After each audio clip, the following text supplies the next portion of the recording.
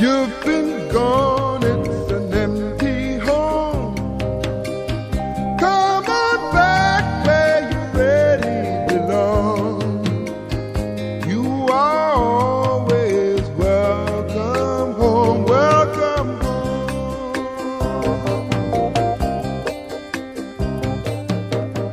You've been kept. Good morning. I wish to welcome all of you from far and wide to Accra, Ghana for the African Project and Program Management Conference. I want to thank God for bringing you here successfully, and we are grateful that the Project and the Program Management Conference of Africa is just about to take off. On this note, I would like to welcome the Director of the program, Dr. Donald Agumenu, to open the conference. Yeah, good morning.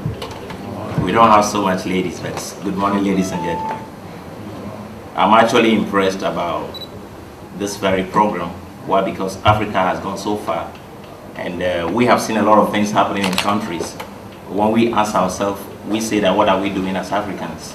So when we call for this program, I'm so glad as a person and as an institution that at least we don't need to have 1,000 people here to say that we're having African Program and Project Management Conference.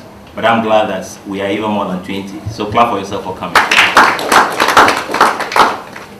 I just want to be very brief to say that today marks a new dawn for Africa to really take up the challenge to be an economic power across the globe. So clap for Africa. This program is actually a baby of Direct Leadership Institute in partnership with American Academy of Project Management. We actually have the officials of Appmc, which is American Academy of Project Management, in the person of Dr. Shelley. He represents Appmc for Africa. For West Africa. We have Dr. Smile from LJP Consults, and we have our partners all the way from all the way from Europe, and we'll take our time to introduce them properly. So once again, you are welcome. Feel at home. If you are from Nigeria, Ghana is your home. You are from Ethiopia, Ghana is your home. From Lebanon, Ghana is your home. Wherever you find yourself, even if you are an European here, or even from America, Ghana is your home. This is a baby that we need to nurture and take Africa to a next level. Thank you so much. Thank you very much, Dr. Donald. On this note, I would like to, before then I have to introduce myself. My name is Matthias Kwame Johnson Alagbo. I am the Communication Director of the Direct Leadership Institute and also the Programs Assistant to the Africa Project Programs Management Conference and the MC for this occasion today. I would like on this note to call on Dr. Amos to give us a brief welcome note from the American Academy of Programs Management as the head of the West African Institute. Thank you very much. Good morning, ladies and gentlemen, and welcome back home.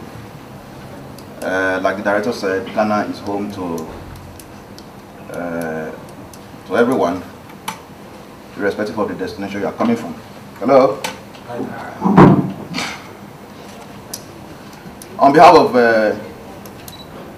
Professor Dr. George Mays, who is the Global President for the American Academy of Project Management, and of course the Global Chairman for the International Project Management Commission, USA, I stand here to represent his authority.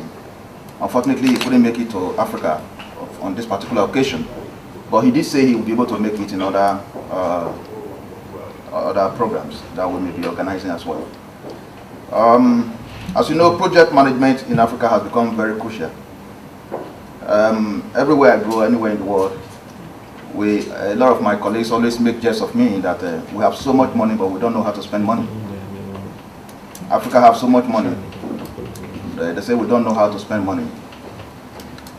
You know, and as you know that a lot of resources in Africa, if translated There is no one African child that should even, in Ghana there's what we call trotro.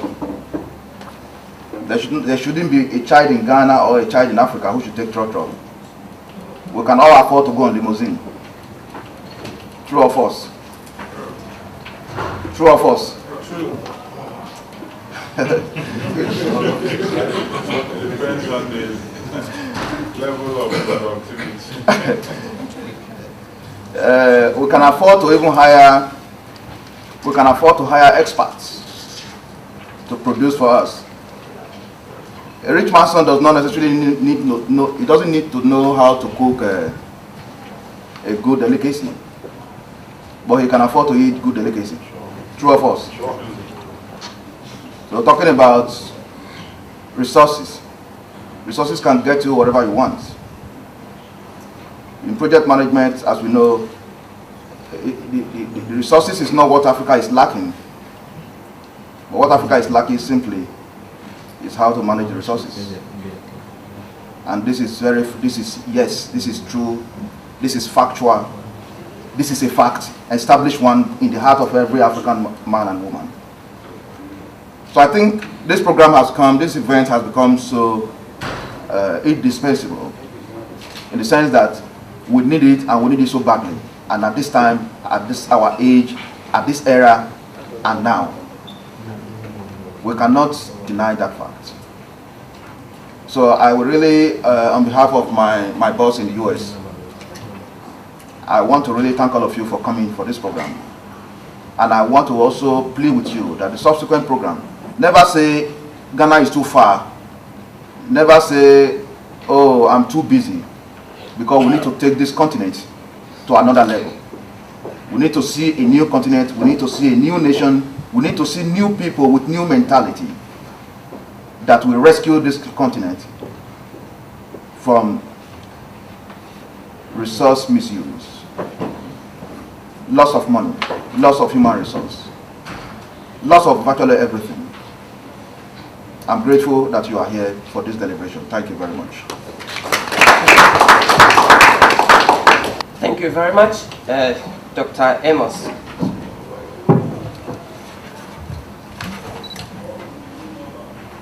Ladies and, there are at least two ladies I can see. Ladies and gentlemen, before we proceed to the next level, I would like to acknowledge those on the high table.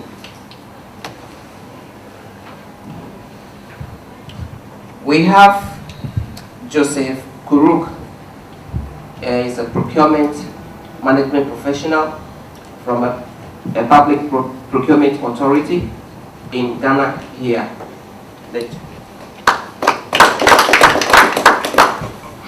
We have Dr. Shegi Amos. He is an industrial consultant, and he is the one that just spoke. He is the head of the American Project Management, the West African head here in Accra, Ghana, from the Shelley's group of companies. And then we have Dr. Polydor Smile. He is the head of the LGB Consult Limited and also a partner to the Shelley's group. He's also the chairman of the Shelley's group. We have Army. This name is a bit difficult for me. Yes. Is Army Matenya. It's okay. Thank you. And we have the president of the DLI, Dr. Donald Agumenu, and also the director of the Africa Project Program Management Conference. And ladies and gentlemen, the last but not the least, giving honor to whom honor is due, we have in our midst the former commander of the ECOWAS peacekeeping troop that intervened in Liberia during the crisis that engulfed that country, in the person of General Arnold Queno in our midst.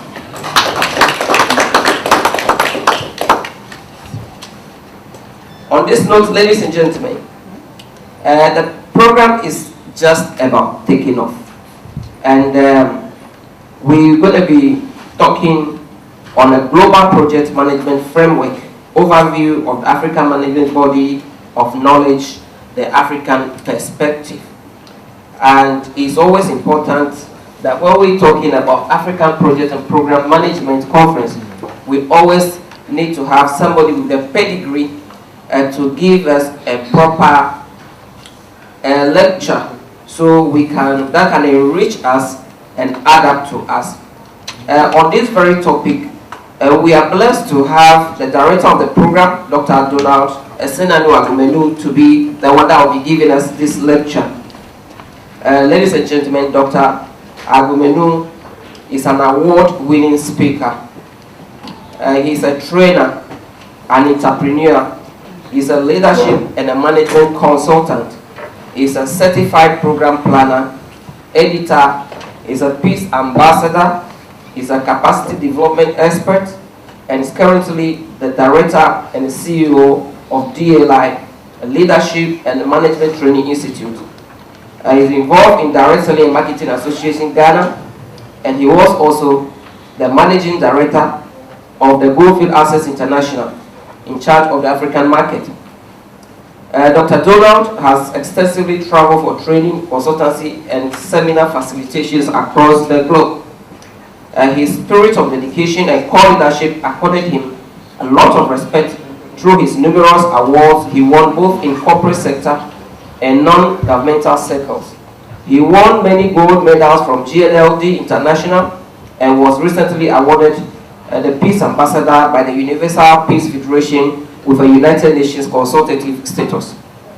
Above all, he has received many professional, managerial, and leadership trainings to be highly effective and competitive in the 21st century. Dr. Donald has cultivated over the years, through his experience, the culture of teamwork, intercultural communication, and personal motivation, spirit of structural adaptation, flexibility, agility, and speed. He is a member of many professional and non-government organizations. He holds a PhD in leadership and management, Master of Business Administration, Master in Project Management, and Certified International Project Management Certification, and also a designation as a Certified Program Planner, Trainer of Trainers in Quality Export Marketing Management, and a Fellow of the Institute of Sales and Marketing Management, UK. He is also a Fellow of the Chartered Management Institute of UK and an Honor Global Advisor and a Chartered Fellow to the American Academy of Project Management. He received other trainings in the area of conflict management, labor and employment law, and many others. Coupled with that, he is a representative and instructor for the Certified Manager Certification Program for the Institute of Professional Managers, James Madison University, James Madison University in the USA for the West Africa sub-region. Ladies and gentlemen, I am honored to invite Dr. Kogal Agumenu to give us this lecture.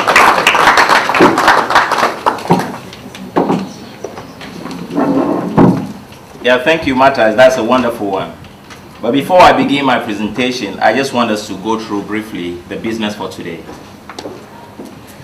For us to understand project management holistically and put Africa in perspective, we've outlined some few topics here that we'll be looking at, and I'm glad I'm going to take the first one. Look at the global project management framework, overview of project management, and Africa in perspective. From there, we'll go to top 2, which will be the project management scope. Then we move to top 3, good practices in managing of time in complex projects. Then we move to risk cost assurance management. Top 6 will be strategic communication management in complex programs and projects. Then we move for lunch and come for top 7, procurement standard and management of programs and projects in public and private organizations. Top 8 will be human resource management, the project people factor, training, professional development and certification. Then top 9 will be leadership as a key catalyst in succeeding in programs and projects in Africa. Then top 10 will be mega project cost engineering management. Then top 11 will be project management challenges and success stories in Africa. That will put the business to an end for today. Ladies and gentlemen, once again, you are most welcome. I wouldn't concentrate so much on the PowerPoint presentation, but for the sake of pictorial representation, we will do that. But my presentation, as you were told, some of the presentations will be in form of papers, some will be in form of practical or theoretical blend presentation, and some will be very interactive. So what I'm going to do now is to speak to the issue to lay the platform for the essence of our meeting today. We were told, and I believe some of us here are top professionals when it comes to project management. We are not here to learn new things, but we are here to actually learn from our experiences, put what we know together, and have a hammer on our experiences. We are of age that we believe that this is a lifelong learning age, that the era of traditional education, it's no more there as it used to.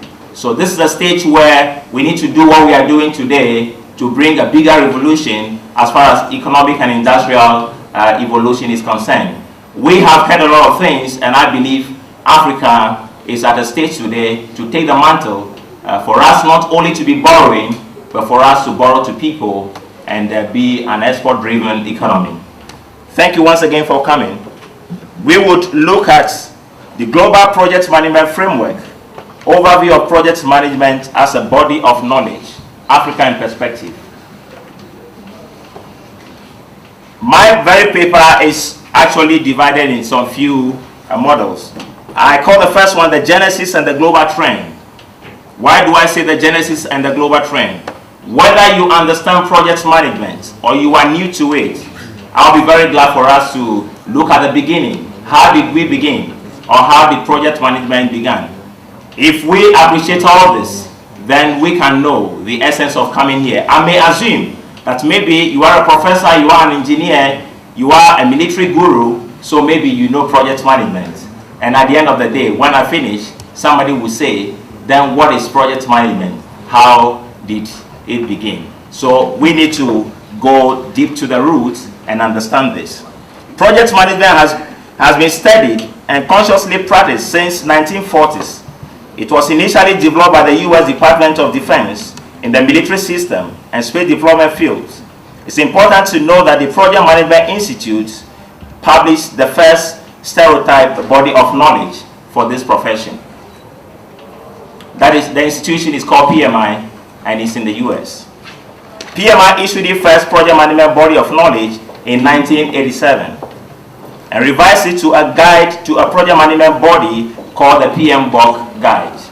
And I believe most of you have access to the PMBOK Guide, so this is not a new thing to you. In 1994, the number of project management professionals were around 15,000. They grew exponentially to over 90,000 in between 2001 and 2002. The roadmap to professional certification and the body of knowledge in the project management fraternity. PMI started certification of the project management professionals in 1984. The PMB certification system until early 1997 was rigorous, mainly targeting North American project managers and evidence of academic qualifications.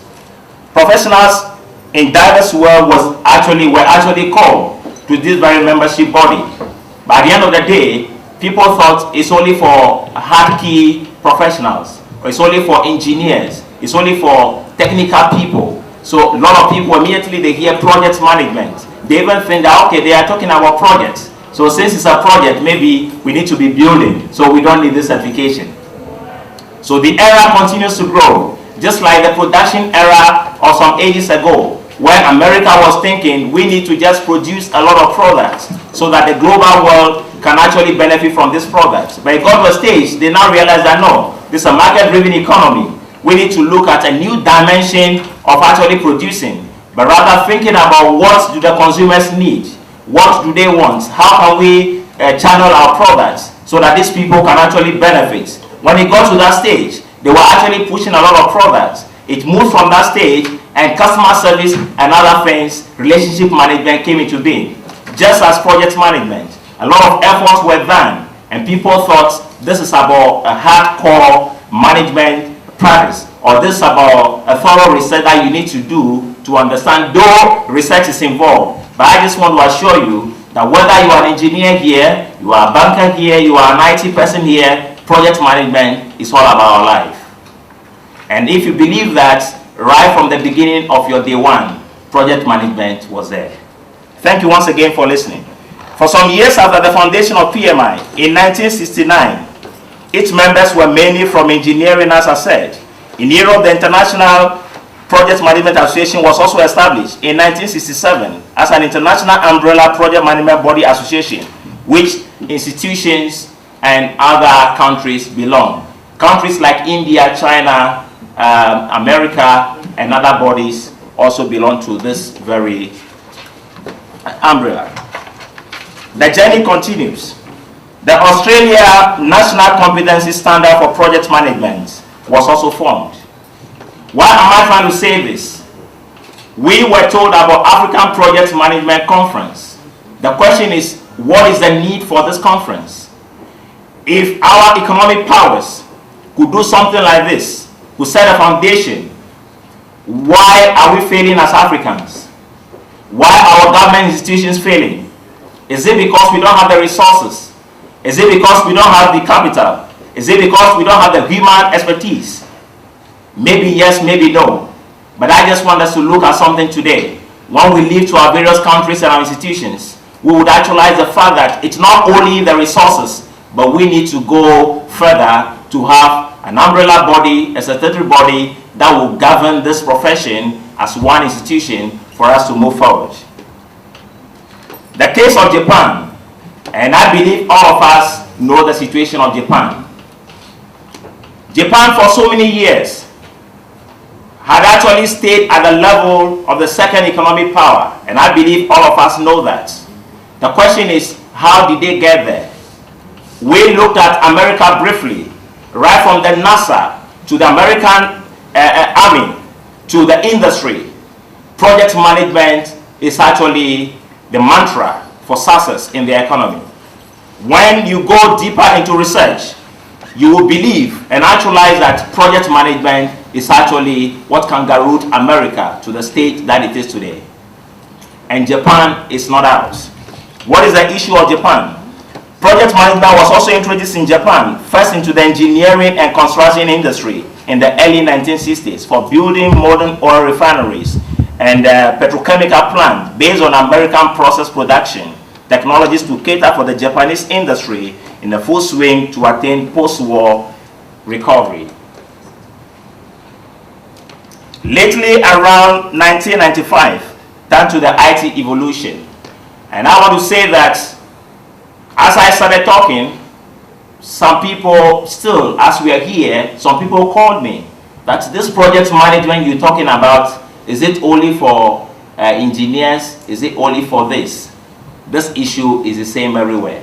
When it began even in Japan, you can attest to the record we're looking at, that it began from engineering people, from technocrats, and they thought that it's how it should be. But as I'm saying, right from decision-making unit to decision-making processes, in public and private institutions, project management is so integral. It's very imperative for us to appreciate this and actually network the whole environment with a philosophy of project management. Project management practices over generations have contributed significantly to the efficient development and execution of social infrastructure, capital investment, and lately business process improvements. The modern project management in the first generation focused on scope management and management of the triangle of KQTC. And when we talk about the KQTC, a lot of institutions are actually targeting quality, time, and cost.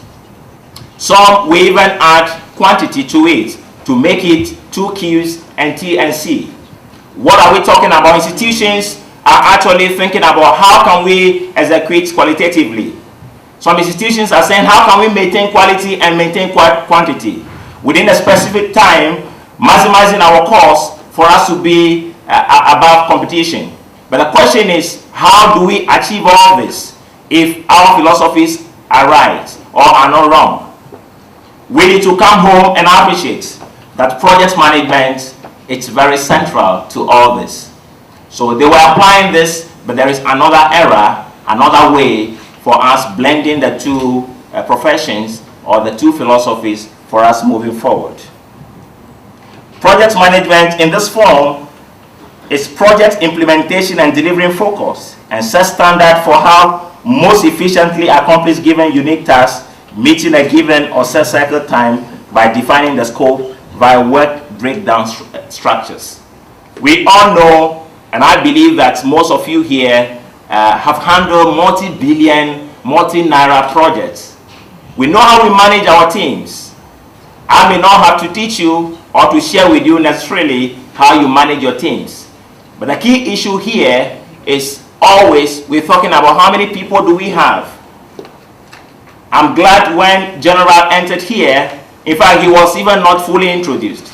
This is a man who had marshaled resources, human and capital, to really perform a very wonderful assignment under the UN Charter and also for Africa. Not only that, when I met him, I asked him, how do you manage your troop as the head of the army of Ghana?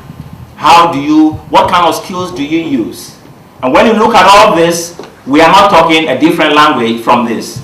This is all about how he manages his cost. This is all about how he manages quality execution. This is about how he manages time.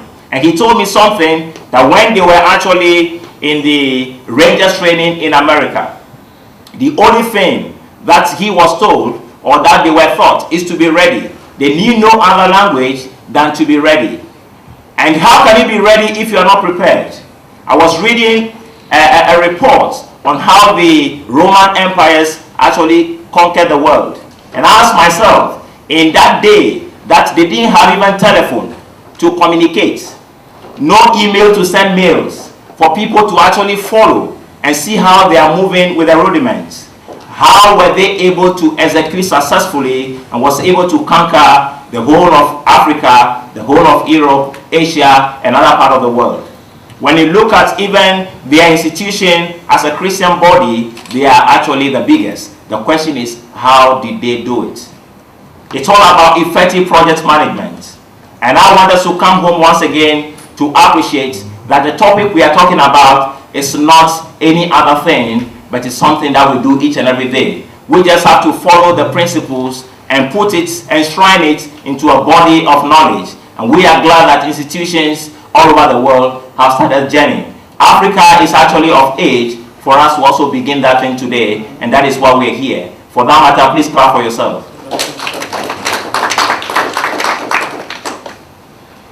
We are in a new dawn of certification and mastery. And I'm so glad that when we are here, we have a common goal. The common goal is at the end of the program, we should be certified. We should go home with a mastery certification.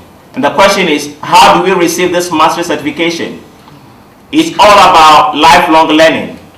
The son of Winston Churchill, and wherever I go, I tell people, one day said in trumpet that he got to the stage, my father became his own university. And people ask, how did he become his own university? He became his own university just because he actually learned the rudiments of the game, had a lot of institutions, and actually he became the moving books, and people follow his step, not through traditional education, but through lifelong learning experiences. And a song that said that it's not every learning that comes from books, but some come from observations. We are here today to learn from our experiences, to learn from the experts, to actually understand what is project management practically. What can we do? And in that vein, we are glad to partner with American Academy of Project Management, the first institution to articulate graduate certification in project management. There are a lot of certifications in project management which are very basic but very professional as well. But the American Academy of Project Management had actually gone further to bring up a major certification in project management which is globally accredited, globally accepted, and done in major institutions. What we are doing today is supposed to be done in a traditional setting where you go for 3-4 days, 6 months trainings to be certified. And I believe all of you know that. But we are glad American Academy of Project Management is saying that the professionals registered for this program had their proud certification, had their proud knowledge of project management. but we need to assess their skills, share experiences, and move further and certify them as generals of the game. Clap for yourself.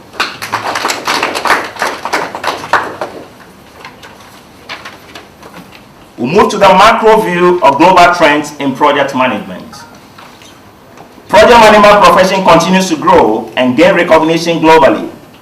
The International Organization for Standardization Committee for Project Management, PC236, has completed its work with the publication of ISO 21500 as an international standard, ISO TC 258 project programs and portfolio management, and this has begun, and a lot of activities and researches are continuing. And I believe all of us know the institution called ISO. The journey continues. What can we learn from studying the global trends in project management?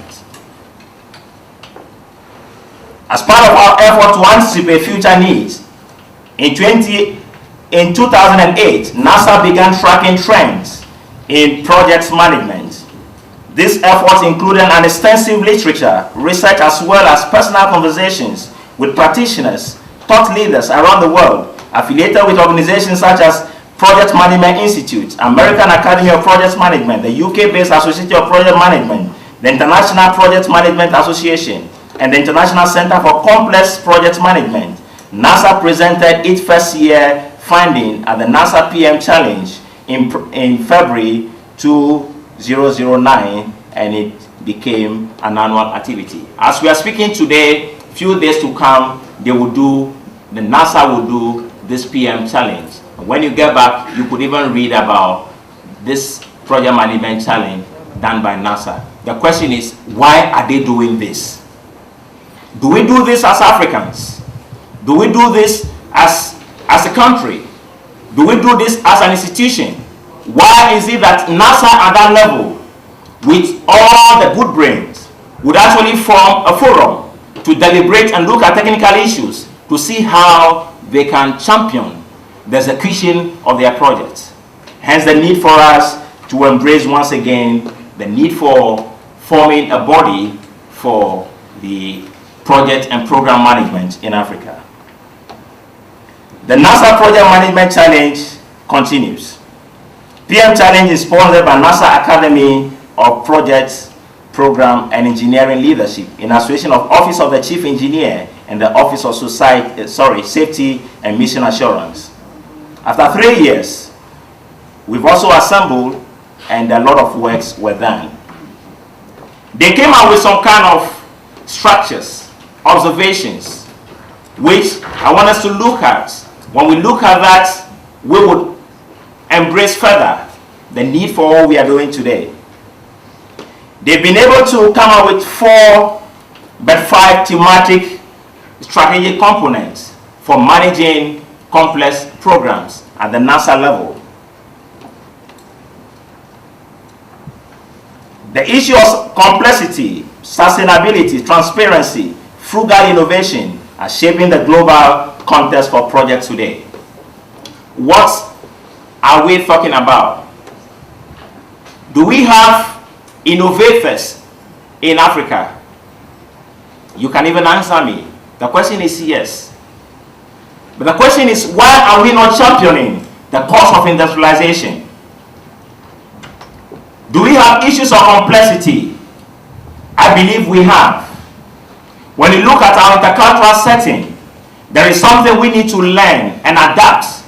And I will put it project structural adaptation for us to actually understand the need for this game, for us to take our economy to the new level. The NASA actually paved the way and came out with this very complex but very simple analysis. When we're talking about complexity, complexity simply means different things to different people. But just about space flight project at NASA meets any definition. You are in your institution, I don't know what you do, but I can imagine what you do. So the question is, what is the level of complexity as far as your organization is concerned? What is the level of complexity as far as decision-making process is concerned? What is the level of complexity as far as intercultural framework is concerned? you will be shocked to get to a new leadership of managing project, and you realize that the project team, some are from Korea, some are from China, some are from Ghana, and some are from India, some are even from Australia, somewhere, and you are the leader there. What would you do? The nature of complexity there will be very volatile. But the question is, what do you do there? This is what we need to look at as a key issue. That complexity is inevitable. And what we need to do is to actually embrace this and see how do we kangaroo ourselves to a new level of leadership to manage complexity as far as project and program management is concerned. The key issue number 2 is sustainability. We have established a lot of projects. We have instituted, right from public sector to private sector, a lot of projects. But the question that I always ask, that what is the lifespan of this project that we institute? After spending a lot of money on research, what is the result at the end of the game? This, when you ponder over it, we go for meetings each and every day, locally and internationally. We sit down and take a lot of money, and a lot of funds are released. Even at times, it amazes me that the World Bank, IMF, will release a lot of funds on certain projects and researches. But the question is, what is the result at the end of the day? And when you put that project into a litmus test, how many years will that project take? If you are a baby today, 20 years to come, can we still see that project or products surviving the challenges of today? That is why we need to actually analyze this thing critically. Sustainability above all systems, it's all about strategic thinking. We need to put something correct, and we need to actually manage this thing for us to get to a new level. The 3rd point again is transparency. And as I told you, we will not go so much into this, but at the end of the day, I want us to see this from a practical perspective. When we do that, even without a slide, we can understand it better. Governance or good governance is actually lacking in our society today. You realize that right from the project cycle, from the institution of the project, from the project stages up to finishing, the issue of transparency is totally missing. So at times, when you go to even parliaments, you go to your boardroom, you realize that a contractor was issued a contract, there was a bid. But at the end of the day, the bid document is even different from what you had initially. So you'll be asking yourself, what is different from this document and why I have a different document?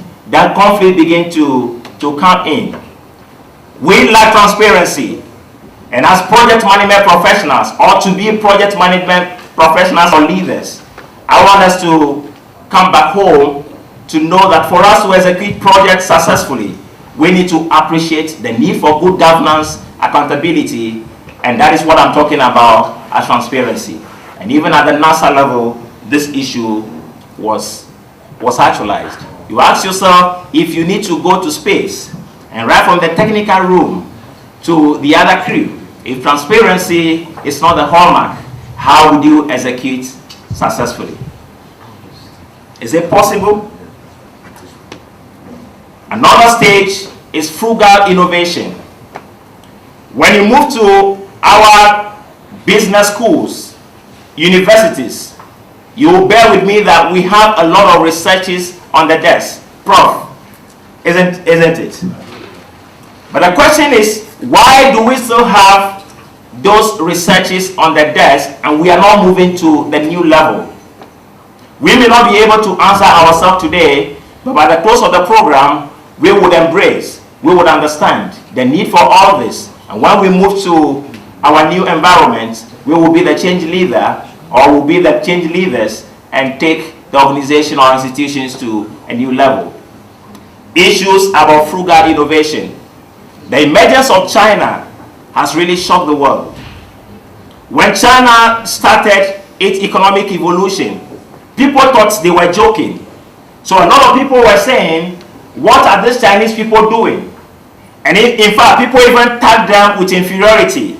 When you want to buy a product, it's, oh, that is a Chinese product, so you don't want to buy it. I need an American product. But believe you me, today, even if they give you American product, you may think twice. Why? Because the global economy is such a way that most of the products today are even manufactured in America. In China, manufactured in China.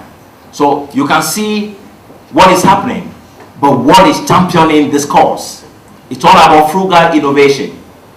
When the Chinese government held its first or held its major arm and technology exhibition, the world was shaking.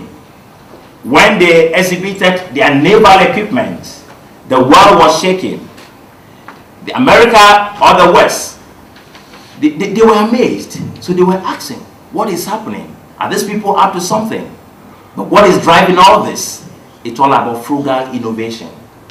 We have an industrialist in Ghana, and this person is being able to even manufacture a car. A lot of equipment. When we go to Nigeria, the situation is the same. When you go to South Africa, the situation is the same. But the question is, even within our sub-region, are we able to champion one product that even this microphone that I'm using is manufactured in this country, whatever? What technical ingredient do we need or brain do we need to make this microphone that I'm using? Frugal innovation backed with sustainable government policy will champion the way for Africa evolution as far as project management is concerned. We move to organizational capability. As organization, you and I know we believe so much in the philosophy of the organization. We want to succeed as a company. But what is the structural framework? We have a lot of things on paper, right from human resource strategy to the engine room. But the question is, how do we implement all this? Do we actually have a project-based organization that is moving in this trend? The 21st century challenges are so great. So we need to actually come down again to see our institution.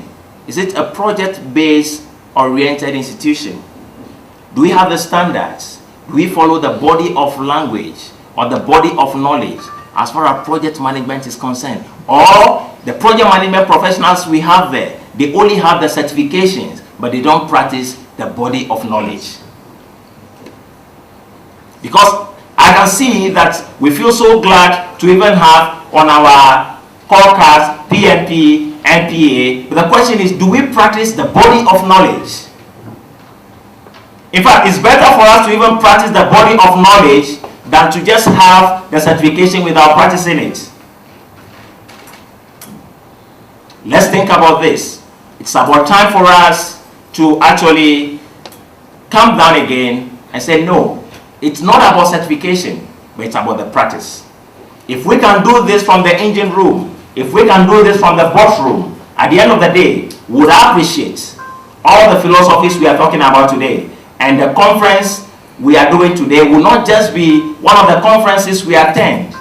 Maybe we have some allowances to go for conference. And a friend was telling me that at times, when he even gets allowance, he will just go and stay somewhere, come at times to well around, see the conference organizers and pass. I want us to move from that stage to move to a level, to move to a level that we believe that no, it is not about the certification, but we want to set a standard that will take our continent, our institution, our countries, and we as individuals to be a project-driven people who are ready to execute, people who are ready to implement successful strategies for us to move forward. Evolution of project management and programs, Africa in focus. You will agree with me that change is inevitable, but when it becomes very often, I believe that it's very destructive, and it can cause a lot of things. When you see constant changes, today there is a change, tomorrow there is a change, whether in your organization, whether in political setting. And don't get me wrong, I'm not talking about change as far as democratic dispensation or democratic practice is concerned, but change that can be very constant, a change that can be very frequent, unstructured, a change that has no structured philosophy, a change that doesn't have a lifespan, a change that you cannot follow the trend and even record the changes within that change, because every change has a phase. If the change is too constant, at times you will even become confused. Today they say this, tomorrow they say this. From our educational institutions to our scientific-based institutions, you will see that the changes are so fast that you can't even write something down and even tell somebody that this is the change. There is this funny saying, a headmaster was there one day and a student came to him. The headmaster, I was told that the name of, and it's only that I cannot say that in our local languages for you to understand, but we all know hippopotamus. Hippopotamus in a certain language in Ghana, you can mention it water cow. In a certain language in Ghana, the exact definition is water cow. So the teacher now told the student, he didn't know the name. Now the name of hippopotamus is water cow. So the student carried that oh, master, we now know the new name or the name of this animal. Say water cow. Sir, what is water cow? It's not called water cow. It's called hippopotamus. So when the student came to the class, they now told the teacher, teacher, we were told that the name of water cow is hippopotamus. Then he said, oh, the name is just changed. They just changed the name from water cow to hippopotamus. So you can now use the new name. We go to a lot of research forums and we cannot champion it. Somebody say, I have this. Somebody say, I have this. At the end of the day, you ask yourself, what do we have at all? What is the product? What are the specifications? What is the strategy? Can this strategy bring a result? It's only a philosophical work on paper. If we cannot champion the course of economic evolution in Africa, then we need to think twice. We have a lot to learn from our political system in Africa, which is all about the changes that I'm talking about. There are a lot of things. You realize that one political party will start a project today, then a new political party will come, then that project is abandoned. So you ask yourself, why all this? It's just because we don't have a structured project management system that will flow from now to the next 20 years, that will flow from now to the next 50 years. That is why somebody could just come and change it, because he has a different philosophy, he has a different idea, he has a different tactics of solving the economic problem. If you agree with me, please clap for yourself. We launch a lot of businesses each and every day. It could be IT business, it could be any other commerce, it could be manufacturing, it could even be a policy at the governmental circle. The issue is, these policies, do we have a structured framework that back it for us to move forward? Our research has shown us something, that the way forward to our regional blocks and continents as a whole in executing successful and sustainable projects is number one, establishing a body of knowledge with intercultural ingredients for project and program management in Africa. Number two, setting a governing body with project and program experts to champion projects with the help of allied bodies. All that I'm trying to say, I'm not talking about project management as the only profession or as the only discipline that can actually change the face of Africa or change the face of our institutions. But just like any other profession or any other institution, we have a lot of allied bodies. We have institutions for engineers. We have institutions for contractors. We have a lot of institutions. But the issue is, how can we do this? We may not be able to do it alone, but we need to have experts from all these areas for us to be able to move forward as a nation, move forward as a continent, and move forward as individuals for championing the cause that we are here for today. I believe that everything is a project. The fourth thing that we want to say is encourage multi-party project execution philosophy for national and economic development. What am I referring to as multi-party project execution philosophy? We have a lot of political system or political parties in some countries. We even have a lot. What is the philosophy? Is it the philosophy for one party or is for the nation? Is the philosophy for one leader or he's following a pattern? Let's look at America. What is their philosophy? Whether you are for A or you are for B, what is their philosophy? Any government that comes in place, though your leadership style may vary, but at the end of the day, there is a structured framework that you move on, so that you don't start a project that you spent $2 billion or $5 billion US dollars, then at the end of the day, because there's a change in government, then you now leave that project and somebody will be searching for another loan to begin another project. And this brings a lot of complication, a lot of complexity to even the project team. You are just called that abandon that project and your heart is so much glued to that project. And I believe you've had that experience before. According to the World Bank, there are some few things which are striking here, which I want us to look at. And I was reading this. I told myself that if Africa should be benefiting from this, then why are we still behind?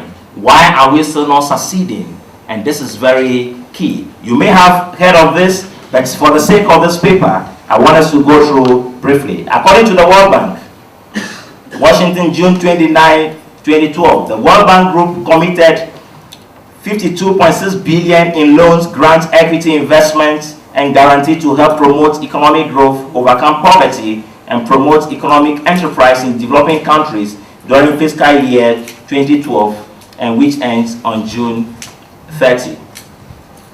The World Bank recently lowered its growth forecast for 2012 to 5.3% for developing countries, down from its January estimate of 5.4%, and noted that developing country budgets and central banks are not as well placed as they were in 28/9 to addressing slowing economies. The ability to respond may constrain if international finance dries up and global conditions deteriorate sharply. This was actually a report which was unaudited, and this is credited to the World Bank. As developing countries face strong economic headwinds, the bank group supported an estimated 884 operations to promote opportunity and get needed service to the poor, for example, by improving education, health service, promoting the private sector, building infrastructure, strengthening governance and institutions. And I believe in our various countries, we hear this. Today, IMF is releasing this. Tomorrow, they are releasing this for HIV. They are doing this. The question is, do we even use those money for the HIVs? Do we use it for the education, or we use it in our pockets? This is about transparency that we started talking about. In Africa, I don't know, with all the favor, we receive all this that we're going to look at. We're talking about developing countries. At the end of the day, you know that we'll be zeroing on Africa as a key area. The World Bank Group institution contributed to this financial outcome are International Bank for Reconstruction and Development, which provide financing, risk management products, and other financing services to members. The International Development Association, which provide interest-free loans and grants to the poorest countries. The International Finance Corporation, IFC, which makes equity investments and provide loans, guarantees, and advisory services to private sector businesses in developing countries. And the World Bank Group, Political Risk Insurance Agency, the Multilateral Investment Guarantee Agency, MIGA. According to the preliminary and unaudited numbers, as of June 29, IDA commitments in that year was $14.7 billion US dollars, down from $16.3 billion in the fiscal year of 2011. The largest share of resources was committed to Africa. The largest share of resources was committed to Africa, which received around 50% of the total IDA lending in the fiscal year of 2012, followed by South Asia at around 36% of the total. Is this issue not sad? The question is, above all this, why are we still at where we are? The issue is, we need to come back home. Do we actually manage these projects? Do we allocate the resources meant for these projects? Are we even seeing the result in these projects? Or is just a fanfare? It's a sad development. The RBD commitment total 20.6 billion, significantly higher than the historical average of 13.6 billion in the fiscal year of 2005 to 2008. New bank group commitment to agriculture alone and related sector in fiscal year of 2012 are expected to reach 9.1 billion. You can bear with me that what is holding Africa so much is our agro-based economy. Apart from any other thing we talk about, oil or whatever, we can talk about gold or any other extractive mineral. Agro-based economy would be evergreen. And it's not amazing to know that this figure was actually contributed to this. But mechanized agriculture, how are we doing it? Is it on paper or it's practically executed? These are issues that we want to go through deeper in this conference, so that we don't only participate in conferences like this, but we go home to implement what we believe in. The World Bank continues to engage with countries to improve risk management strategies and offer financial products that can help reduce their vulnerabilities. And some of these vulnerabilities, as we're talking about, could even be lack of effective project management, could even be issues of transparency, could even be issues of lack of good governance. In addition to the bank provided advisory services on public debt management to 40 countries, and the data continues.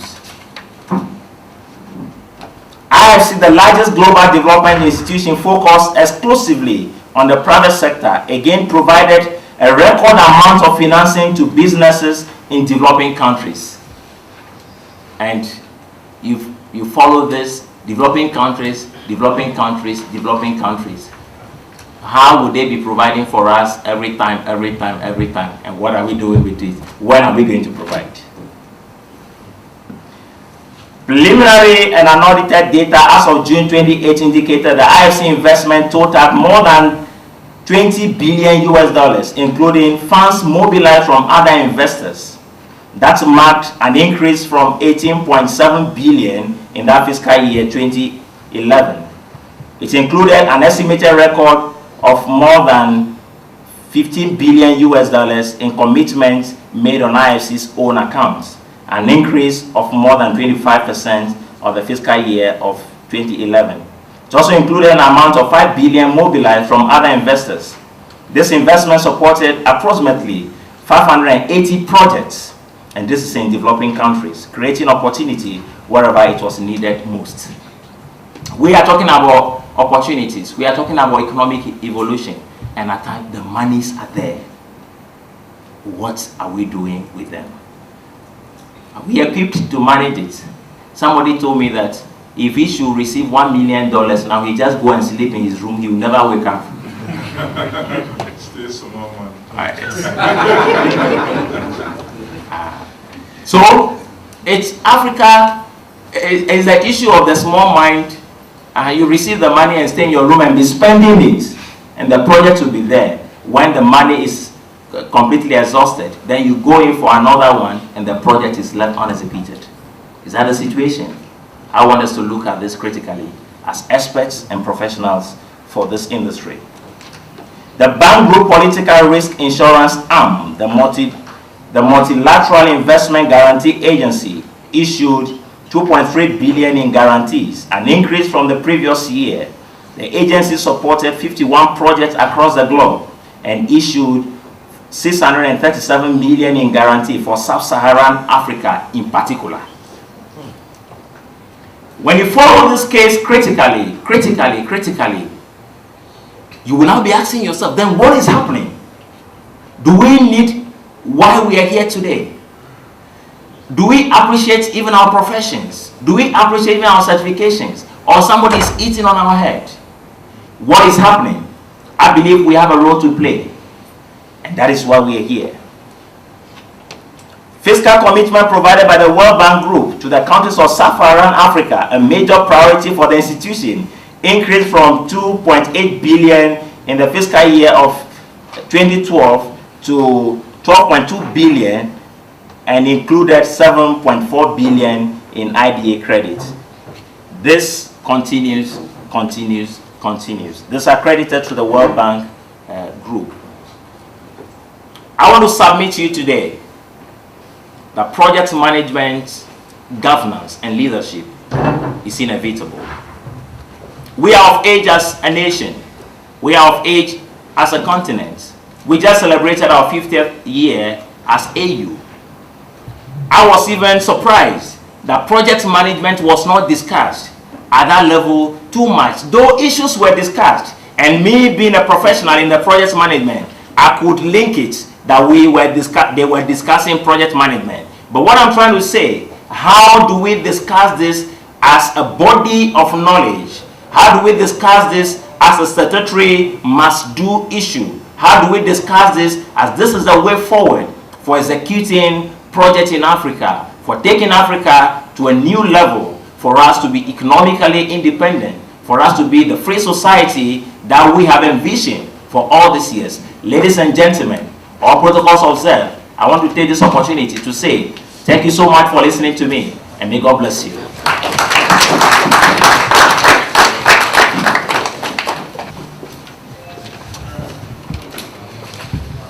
I think we can give Dr. Donald another round of applause.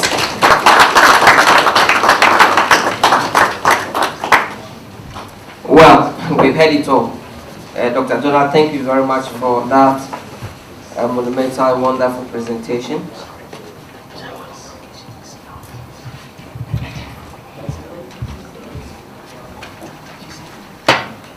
Ladies and gentlemen, on this note, I think Dr. Donald has said it all on the topic Global Project Management Framework, overview of the project management body of knowledge, the African in perspective. And he has said it all, from the US history, from NASA to the military to industry. They have built wonderful lasting projects that date back to centuries. We have Japan as the second largest economy, a very tiny country with about 100 million population, standing tall because of a very sophisticated manner in which they manage every project and programs they carry out. We can all appreciate that programs like this, we need very experienced people to chair the affairs. So it's only that before I finish talking about him, we may even close the program. So I will try as much as possible to summarize it. He has well over 30 years, close to 40 years experience in the legal fraternity as a legal practitioner. He held many or numerous positions in both professional associations and educational institutions. He has served as a member of the National African Peer Review Mechanism Governing Council and was also the former Bar President of Ghana. He was a co-vice chairman, General Practice Program Committee of the International Bar Association. In fact, the list continues. You will see here that if you want to talk about the bodies that he's sitting on, as I told you, you wouldn't finish. But this very man is our father, a very humble personality. And when you talk about issues of governance, issues of law, issues of leadership, he's very tall. On this occasion, let's give honor to Mr. Nutibafa Kwenye here to take the seat.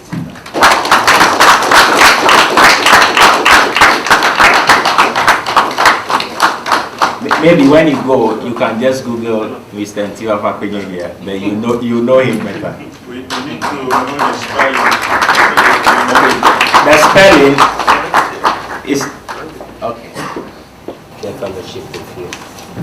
I believe life is a long learning process, and the problem, as I arrived in this hotel today, there were at least 6 or more conferences all taking place. Every day we have workshop, colloquium, stakeholders meeting, but the important thing as we want to do today is how do we practice it? So on that note, I urge all of us to immerse ourselves in that process of learning how to implement projects. Thank you. Thank you. Thank you very much, Mr. Chairman. Now that you have taken your seat, may I have your permission to continue? Thank you very much, Mr. Chairman. Ladies and gentlemen, you're welcome back from the short coffee break. We will go straight into our next presentation. That is a talk 2 on project scope management. And we are blessed to have one distinguished son of this land to be doing that presentation for us. And he is the person name of Mr. Daniel Degbe. Mr. Daniel Degbe is actually a graduate from the Kwame Nkrumah University of Science and Technology, who successfully obtained a degree in chemical engineering. He also holds a Master of Science, a degree in project management for environment and energy engineering from École des Mines de Nantes in France. Mr. Degbe has a long history of actually policing the money that international institutions put in our projects and programs right here. After we have successfully blown the many opportunities we have as a continent in mismanaging funds that have been put our way. I just have to be very brief because time is not our side. I can say that Mr. Degbe has worked with the Kumasi Institute of Technology and Energy and Environment as a program officer. Actually, like I said, he coordinated the donor-funded projects in that institute for 2 years. He has also coordinated about $500,000 plus e-care projects in collaboration with the Ghana Telecom, now called the Vodafone, and all the donor agencies under the UNEP, that's the United Nations Environment Program, and the UN Foundation.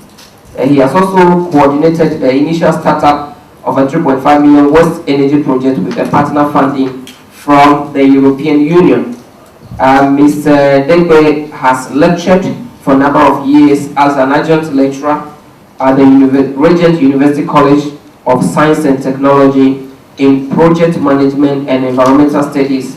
And currently, ladies and gentlemen, Mr. Degbe is a leading lecturer at Ghana's proud Ghana Institute of Management and Public Administration, and is also a facilitator for the American Academy of Project Management and the MPM certification program at the SEMA Business Schools. He also works with the Environmental Protection Agency as a programs officer and chief consultant. Ladies and gentlemen, it is my pleasure to invite Mr. Degbe to give us the next lecture. Thank you. To be here, we will be looking at a few number of things. Look at a brief introduction, scope management processes, scope planning, scope definition, the work breakdown structure, scope verification, and scope control. All these things are currently what is happening globally when it comes to scope management. And we can adopt some of these things in our project management practices here in Africa and here in Ghana. And we've talked about project failing, the World Bank giving 50% of the donor funding to Africa. At the end of the day, the money ends up in individual pockets, the project is not done, the project is not completed. And then we have to go back to the same people again and ask for more money. And it's all about how we manage the work that we are supposed to do to achieve the goals and objectives of the project, so that the money that has been released will be used wisely. And I have had my fair share of experience here in Ghana, in the sense that you are working on a project because of a number of reasons. The project does not see the day of light. So even the donor funders will have to take back their money, and then you come back to square one. You realize that what happens is that some of the money is spent, it cannot be refunded, and so they have no choice. The rest of the money, you call auditors, come and audit the project, and let's take our money away. And it's not good.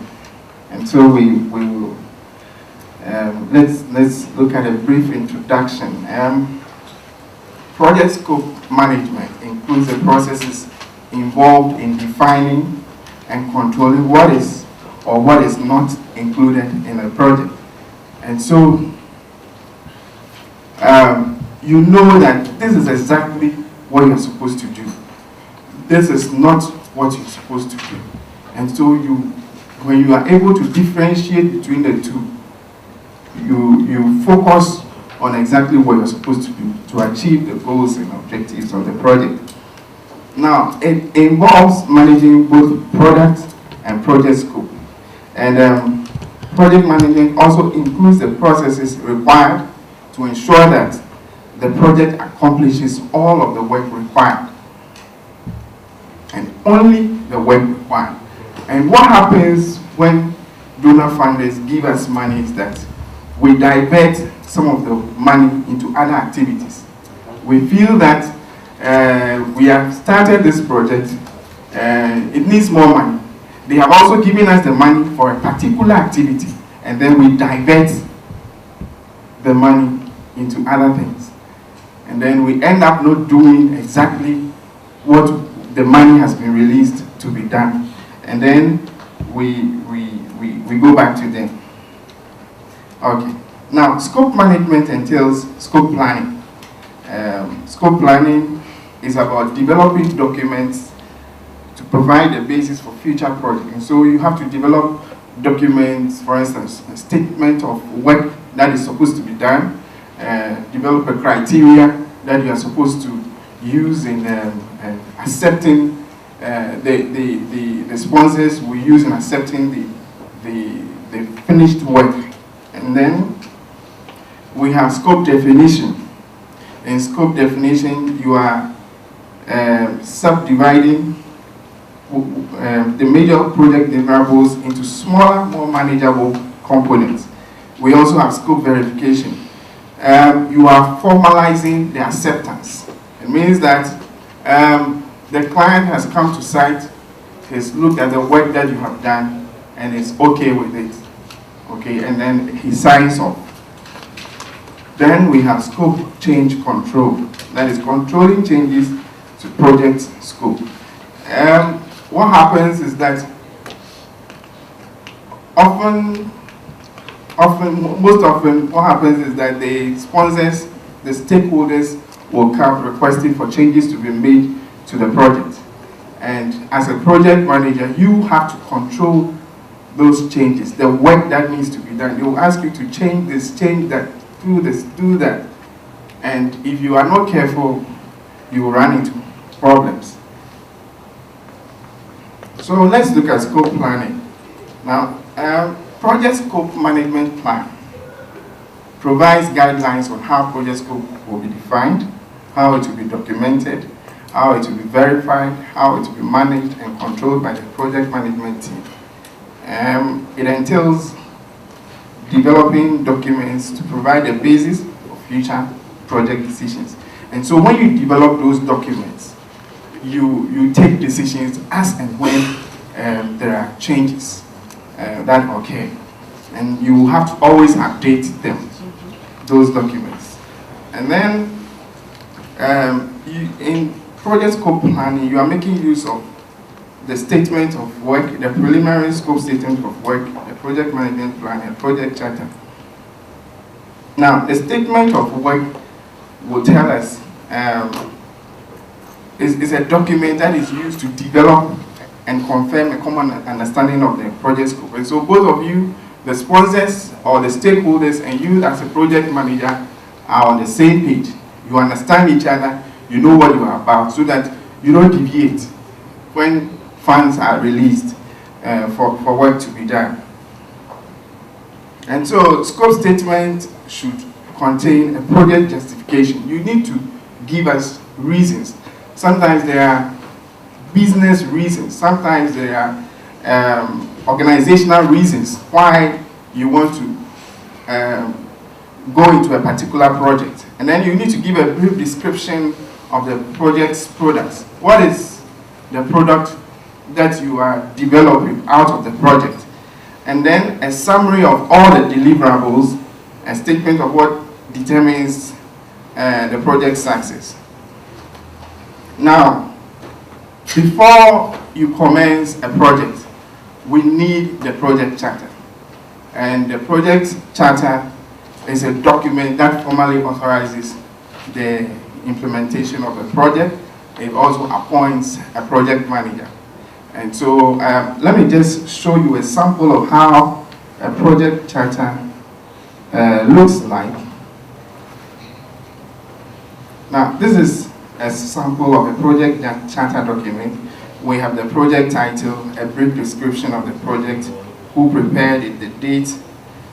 If you have reviewed it several times, you give us the version, the objectives of the project, what are the assumptions that you have made before you commence work. And then you also see here the project scope, that is the boundaries that identifies the limits of the project and defines the deliverables. And so you know that with a scope you are supposed to do A, B, C, D. You don't go and do E, F, G. And that is what happens when World Bank gives us money, when the UN agencies give us money. Okay? We define what should be done, and then we end up deviating and diverting funds into other things. Okay. And so when we understand the scope of work, then also we have the milestones. Okay, what are the key activities that you are supposed to do, and what will be the key deliverables? What will be the impact of the project?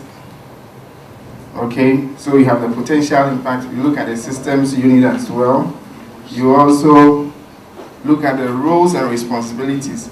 The sponsors' roles and responsibilities. Sorry. You also look at the project manager's role and the name of the sponsor, the team member, the customer, the subject matter experts, and then the resources, the project risk, the success measurement. How are you going to measure the success of the project? You indicate that. And then the signatories, the customer, the project sponsor, and then the project manager. So this is a sample of what a project charter is.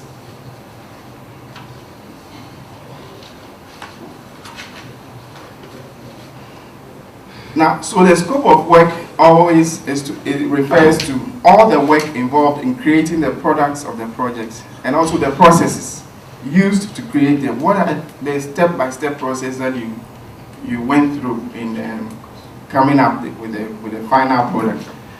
And it's also the sum of the products, services, and results to be provided as a project. Now, there are two types of scopes. We have the product scope, and then we have the project scope. Now, the product scope, we look at the features and the functions that characterize a product, a service, or a result. Okay, so that is the product scope. So when you take, for instance, this microphone, what are the physical features of the microphone? Okay, what is it supposed to do? Okay, and so that is the product's features. And then the project features talks about the work that must be done in order to deliver a product. So what are the work, the step-by-step processes that you went through in developing a microphone like this? Okay, the microphone has various parts. So you pick the microphone, you dismantle it. Each part, there is a work that needs to be done. And so that is your project scope. Okay, and then we also, the product scope is,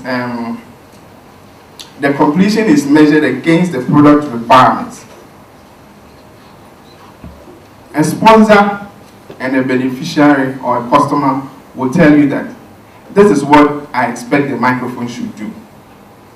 Okay, and so he or she will give you the criteria for him to accept that product.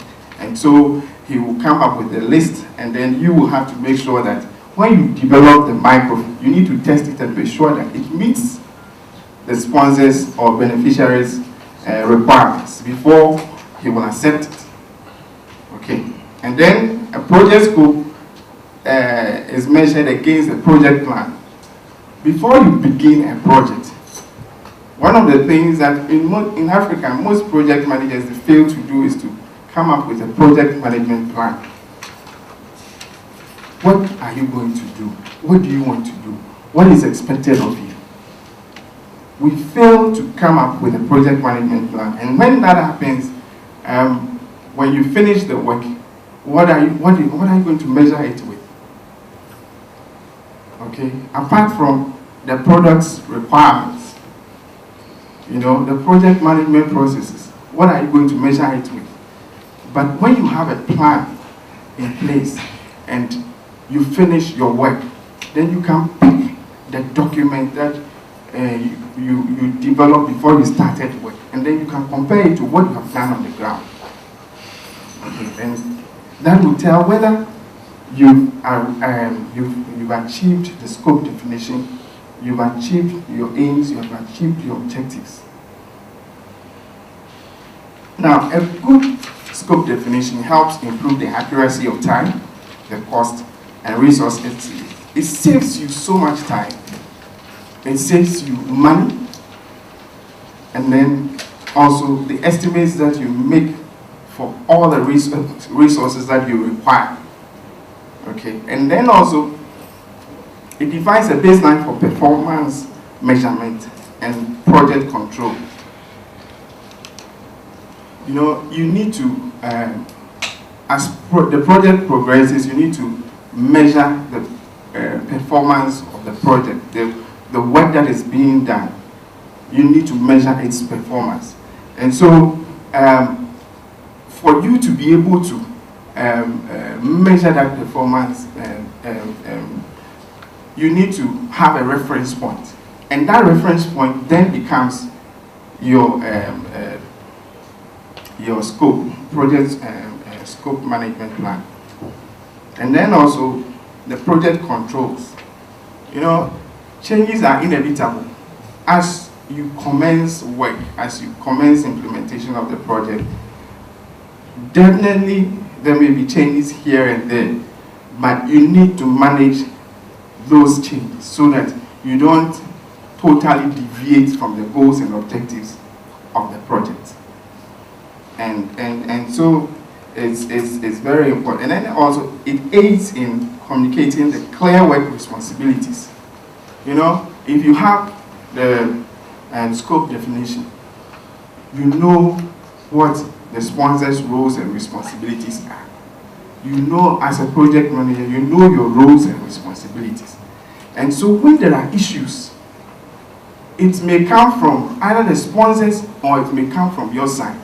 It is easier to resolve. Where there are conflicts, I have been lecturing as part of the Appmc program. We look at conflict resolution, we also look at negotiation. And so as much as possible, when you have a good scope definition, you'll be able to separate responsibilities, and then everybody knows what he's supposed to do and what he's not supposed to do. What will be the challenges, what will be the risk that will come in the project. And then at least your sponsors can allocate resources to it. Okay. So in your scope definition, we expect that we want to see a product scope description, what the product can do, the physical features of the product. Okay. And then also we want to see a product acceptance criteria. Your sponsors will expect that they want to see certain things. They expect a set of criteria, and they will agree with you on that before you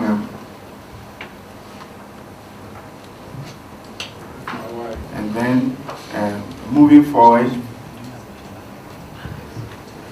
you know that you are not supposed to do this, you are not supposed to do that. You know, these things I'm sharing with you is what is happening globally and what is currently acceptable and is accepted.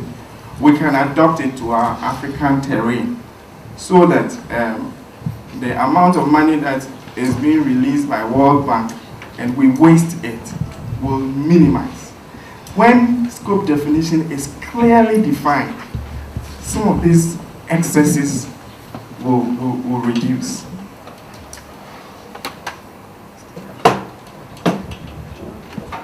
And everybody knows that when you fail in this procedure, you are supposed to do this. When you fail in doing that, then these are the sanctions or these are the penalties that will come. And so, corruption, yes, but when there are checks and balances in there, and we do the proper thing, it will reduce. As I said, the last point I got was clear work responsibilities. We all know what we are supposed to do.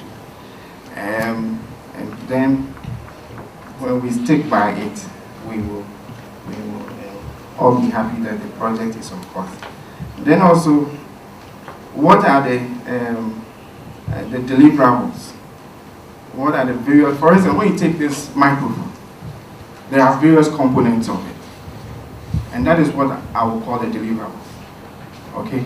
And so everybody, whichever company manufactured this microphone, there are various sections, there are various departments. Each one has a role to play in developing, coming up with this microphone. And so the various components of it are done either by one person, it's done by one person or a group of people. Okay? And so we need to identify all the various deliverables. And then also, what are the project exclusions? You see, there are things you are not supposed to do. There are things you are not supposed to do. And so, when you go beyond exactly what you are supposed to do, then you are going to have problems. Okay, it means that you may end up deviating from the work you are supposed to do to achieve the goals and objectives of the project. Then also the project constraints. For every project, there may be some constraints. There may be challenges. There may be risk. And you need to identify all these constraints, and so that it becomes clear to your sponsors what they are getting into and what you are also getting into, so that if they need to allocate some funds, extra funds to minimize those risks, to minimize those constraints, they will do that. Sometimes it's just about project management processes. If you are able to put in the right mechanism, the right procedures, you will minimize the impact of the constraints on your project. Now, I think Doc talked about it, and he made mention of the scope, the quality of work, the time, and then the cost. We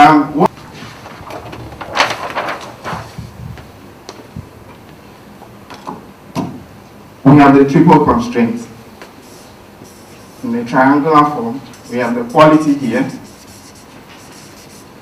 we have the scope here, we have the time here, or schedule, then we have cost here. You see, anytime you touch any one of them, it will affect the other two. And who suffers? Quality.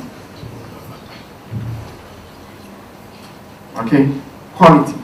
And so, at the end of the day, if you are a project manager and you make changes to the scope, you don't do exactly what you have documented that you are going to do. This is what happens. And so most project managers have a big challenge managing all these three to be able to achieve the goals and objectives of the project. I believe that some of us here, we've handled so many projects, and we know some of the challenges. Even when you're building your own house, when you're building your own house, you face challenges. Okay, and then also the assumptions. You assume certain things.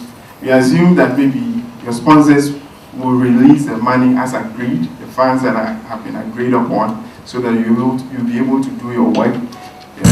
You assume that there wouldn't be problems, there wouldn't be challenges here and there, you will not have bad weather to be able to do your work.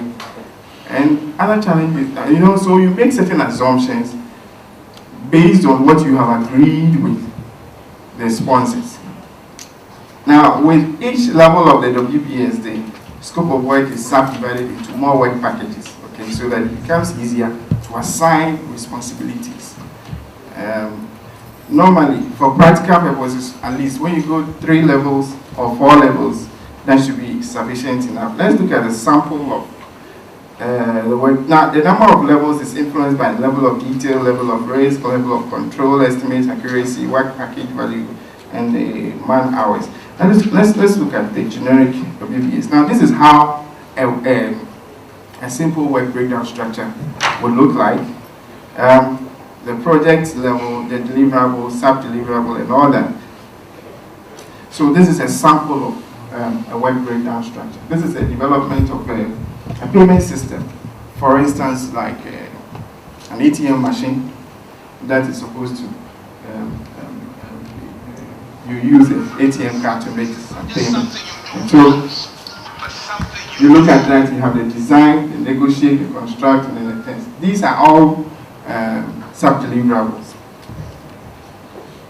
Then we come to the scope verification.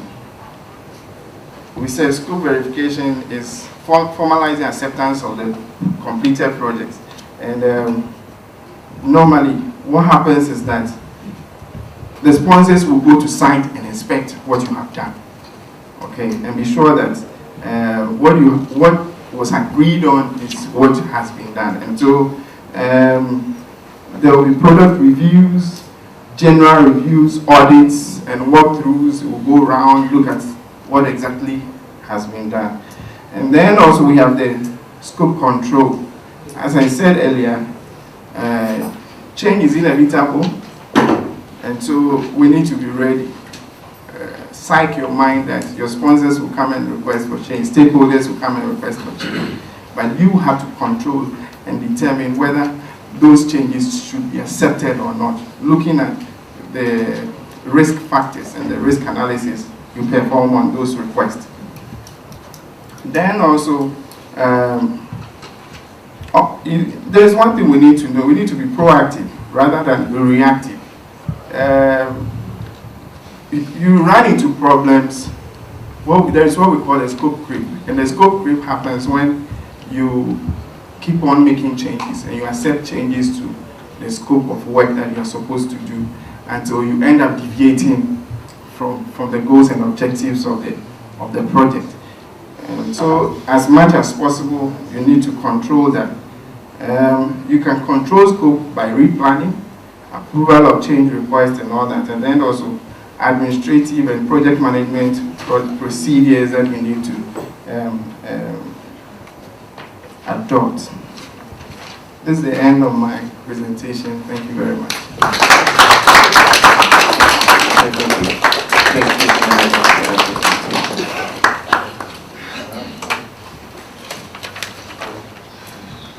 The topic that he just gave us a presentation on was the project scope management. And we were told that to have a good, among those is to have a very good scope definition that helps us with the accuracy of time, the cost, the resources, the estimation, and everything. And we are told in that scope definition, we should have, it helps us in communication, roles and responsibilities, that when we are asked, whether on TV or at a conference, about what is at stake, would it be waving our hands in the air and saying, my God, and talk?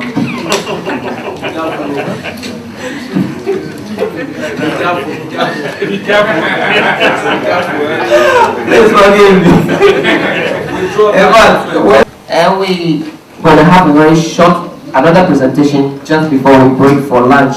Let me just say that because of time constraints, some of the people at the high table may be leaving because some are actually presenting tomorrow. So right after the next presentation, we will be having a group photograph before we go for lunch. I can tell you we will have enough time at lunch to relax, so let's just consume this one. If we ask General or Kweno, you tell you that you have to always be ready. We just have just about 30 minutes presentation. we can take another 30 minutes. Ladies and gentlemen, it's my pleasure to introduce the next speaker. He is surveyor engineer Stephen Kingsley Nketia. He holds a Bachelor of Arts degree in building from the Obafemi Awolowo University in Ile-Ife, Nigeria. He also holds a master's degree in business administration from the Sikkim Manipal University in India, and presently he is pursuing a doctorate degree at the Swiss Management Center University. Mr. Stephen Kingsley, or if I have to speak like a prophet, that I can say Doc, Dr. Kingsley Nketia is also a master project management professional. He's an executive from the American Academy of Project Management. He is a certified planning engineer from AAPM. He is also a master construction manager from AAPM. He's a fellow of the American Academy of Program Management, and he's a national president of the National Association of Project Management Managers, Ghana. He has a long history of work experience from being architectural designer in Liberia to head of engineering department at Ashaman Municipal Assembly, a senior quantity surveyor, Greater Accra Coordinating Council, a senior quality surveyor, Tema Metropolitan Assembly. Currently, he's the head engineering department at the Lejobuku Crowell Municipal Assembly, and he is a proud member of the Chartered Institute of Building UK. He is also a member of the Ghana Institute of Surveyors and the Institute of Incorporated Engineers. Ladies and gentlemen, it is my pleasure presenting on the topic good practices in managing of time in complex projects to invite the future Dr. Stephen Nketia to give us a presentation. Thank you.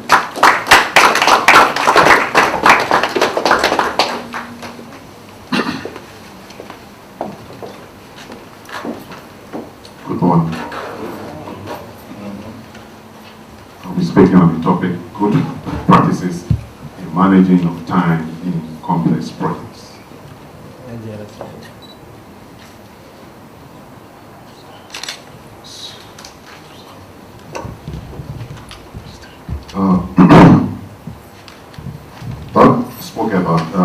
the complexity. Yeah, he went in details. And I'll be talking about the complexity theory, of which he left out. And I believe that, yeah, that should have been the first thing that he should have talked about.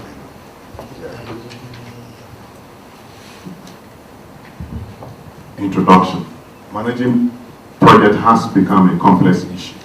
However, managers are expected to deliver outcomes within a definite time frame to meet the expectation of stakeholders.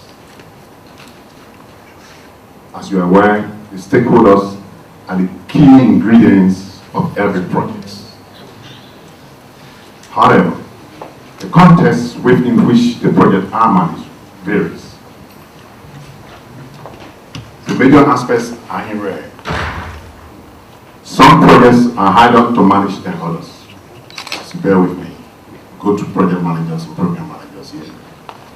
Complexity has influenced projects in terms of project schedule preparation, controlling the quality of project, as the last speaker spoke about quality and scope, review of the performance, and project updates. In effect, complexity theory therefore has an impact on the performance time associated with each on the above. What is complexity? A theoretical perspective. Complexity may be defined as consisting of many very interrelated parts, occurring in 1996, page 202, interplaying within a highly complex, chaotic, uncertain, and unpredictable environment. The definition of project complexity is varied, which includes structural complexity, technological complexity, human resource complexity, very key, customer service complexities.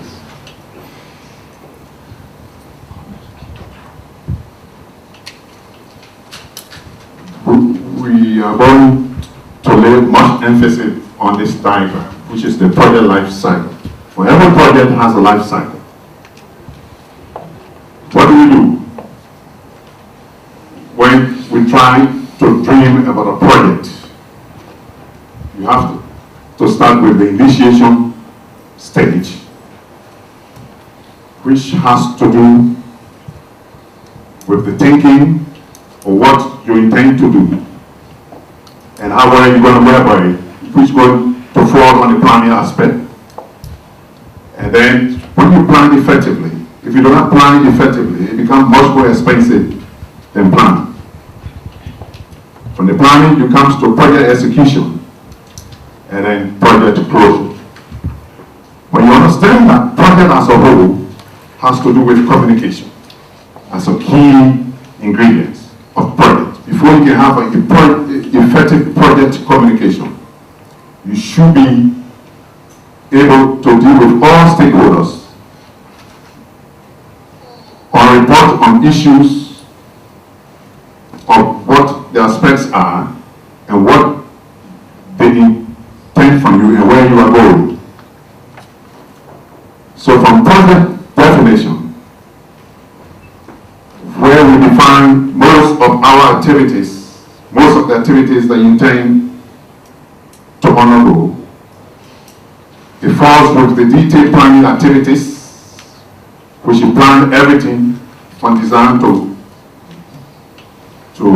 completion, and then monitoring and controlling of the projects. From there you come to post-implementation review. So we base our concentration here in details. The initial phase. This stage entails the final authorization of the project. This may entails definition of the scope, determination of resources.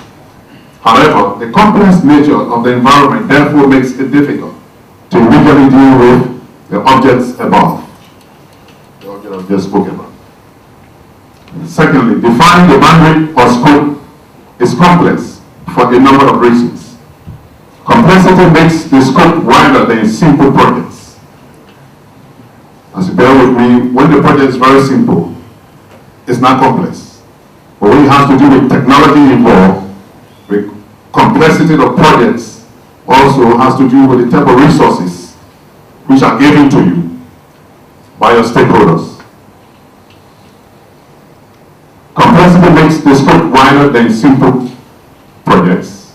It is therefore difficult for project managers to be able to identify all the necessary information required to define the scope. Thus, once this becomes apparent, it may affect the time required to initiate the project. Planning. This is where the problem is in project as a whole. You must be able to plan effectively. If you do not plan effectively, it becomes much more expensive than planning. The planning stage of the project requires discovery of relevant information, risk factors. Everything we do in life is risk. Even leaving our homes, various hotels, traveling here is risk. So every project is associated with risk. Assumptions, as the last speaker spoke about, and then the constraint also. However, the complex environment presents speed of information and new challenges that tends to affect the time frame for planning. In respect of this, the planning phase of the project can be delayed as a result of complexity that affects the predictability of planning outcomes. However, the complex environment also presents a number of alternatives, which involves a lot of time to evaluate the best possible outcomes of the activities, rather. Project execution. This stage entails the completion of the task. It involves coordinating people and resources, as we spoke about. You need the best resources to tackle complex projects. The challenge over here relates to the ability of the company to combine the right mix of resources. Moreover, skills needed for project execution changes as a result of the complex environment. Thus, these factors could affect the ability of the company to design the right mix of capabilities to ensure that the project is executed on time. Monitoring and controlling. This is an ongoing activity.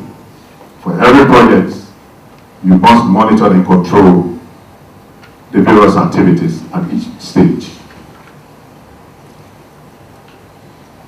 Thus, the speed of changes in the environment influences clients' perception of quality in the project. The constant changes presented in here affects the time frame of the project. Secondly, it is very easy to control and monitor the project due to factors such as out of God, death of key personnel, in case of any eventuality or the risks involved, so falls there. Project management complexity issues. Instability of the project environment, technological changes, increasing magnitude of legal, social, environmental challenges, cohesiveness amongst the stakeholders, organizational structure, dynamics, resources, and input capabilities such as personnel. All these factors affect the time frame for projects. Effect of complexity on projects. It hinders clear identification of project goals. It influences the time frame in determining and selecting the project inputs required. It affects project quality time. In general, project complexity affects the time required to complete every phase of the project life cycle. Thus, all these factors could lead to waste of time in project management. Practices for managing time, which is our topic. Assign tasks based on the degree of interrelationship existing between workers, which is very key. This will help them to work faster provide the needed training prior to the initiation stage. This will encourage the development of the capability to move the work faster. The process of coordination must be improved by assigning leadership and clear guidelines in a team process. Utilize the power of information systems, such as decision support systems, to encourage fast decision making in the evaluation process. Utilize the power of technologies, especially cranes to high-rise buildings, as well aware, to reduce the time for execution. Increase record turnaround time by constantly monitoring, appraising, and improving on it. Conclusion. Complexity affects every aspect of the project life cycle. The influence of this is that it creates delays in project as project managers must now assimilate new information and data to deal with the ongoing projects. Thus, time is affected as a result of the complexity associated with construction projects as emphasis. However, organizational strategies better designed to manage this provides significant opportunity for the success of future projects. Thank you.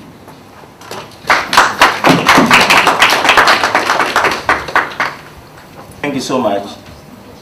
The next topic for the day will be shifted for tomorrow. Marketer from the Chadens for Marketing, CIM UK, and also hold 2 separate master's degrees. And more importantly, he holds MBA in Project Management, MBA in Strategic Marketing Management. He's a full member of both CIM UK as well as the Chadens for Marketing Ghana, the biggest marketing umbrella body in Ghana, where he has served on Executive Council for over a decade. He's currently the National Secretary of the CIMG. His case has served as a lecturer, instructor, teacher in many institutions over the past decade. His teaching areas have included change management, project management in marketing, managing marketing performance, strategic marketing management, planning and control, marketing customer interface, marketing in banking, understanding customers and marketing environment.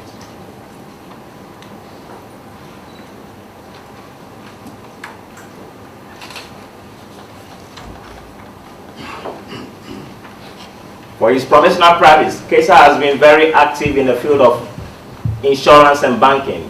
He has worked as insurance underwriter and customer service sales officer with the then State Insurance Company Limited.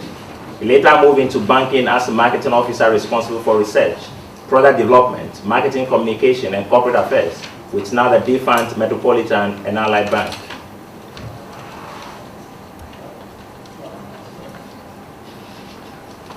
He later joined the Trust Bank Limited, where he worked in various capacities and rose to become the head of marketing and corporate communication for about a decade before the bank was acquired in June 2012.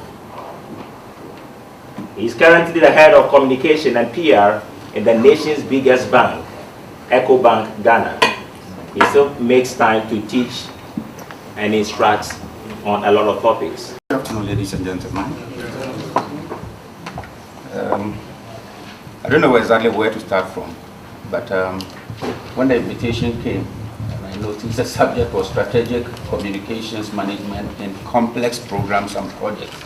I said, why do you qualify how complex the project should be before you introduce communications? The project could indeed be as simple as getting a photographer to take a group picture. If there is no effective communication, we are going to be in trouble. So this afternoon we were down there, and I kept hearing the photographer, won't you communicate? Won't you tell us anything? And as somebody will say, he closed the mouth as if he wants to pronounce Musa. He never minded us, he never uttered a word, and kept fidgeting with his camera. So a small project like that, you realize that in the absence of communications, there was a problem.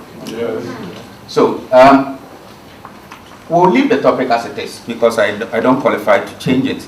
But the content of it will cover all projects, no matter how complex they are and how simple they are, no matter how small they are, like taking a photograph, or how complex, what's the most complex project in Ghana taking place today? We have just finished with Bui, which is number 2 to Akonsombo. Any big project in Ghana today? No, it has no defined end point, not so. Is it a project? We don't know when it will end. Okay. It's only the judge. What we know for sure is that if we are lucky and there are no time overruns, today's proceedings will end by 4 p.m. So today's own can be taken as a project. Then every day they have one project to execute. Okay, let's go.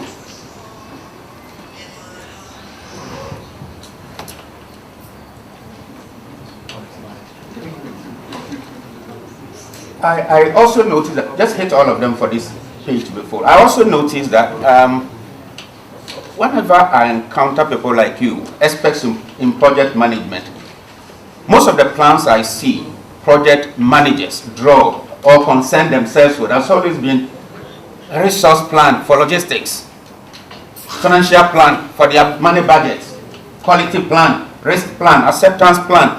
Most often than not, what is missing is what you have asked me to come and do. Agree? Yeah. Most often than not, what is missing is exactly what you have asked me to come and do. And we start a project without respect to, anything bordering on communications. And when there are problems, we begin to firefight. We encounter the problems before we begin to firefight.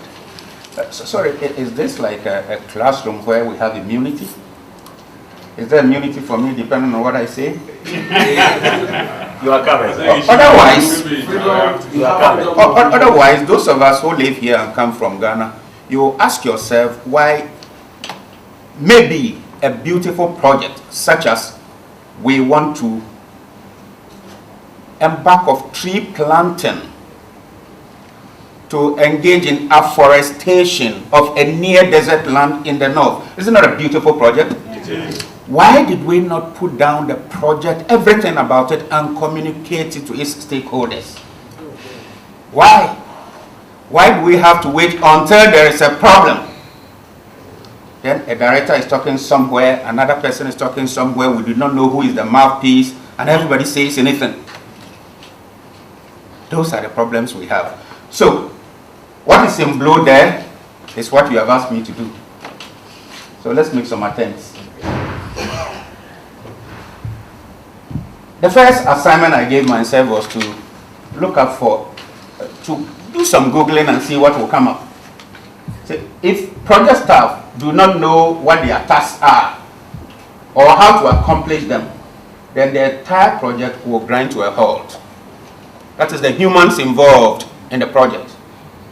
If you do not know, you the project manager, you do not know the project staff, you do not know what the project staff are or are not doing, then you will not be able to monitor project progress.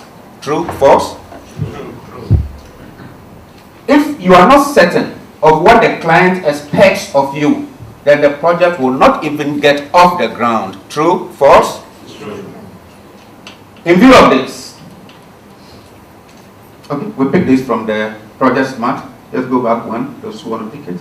Okay, that's one. Okay, project smart. Okay, so let's go.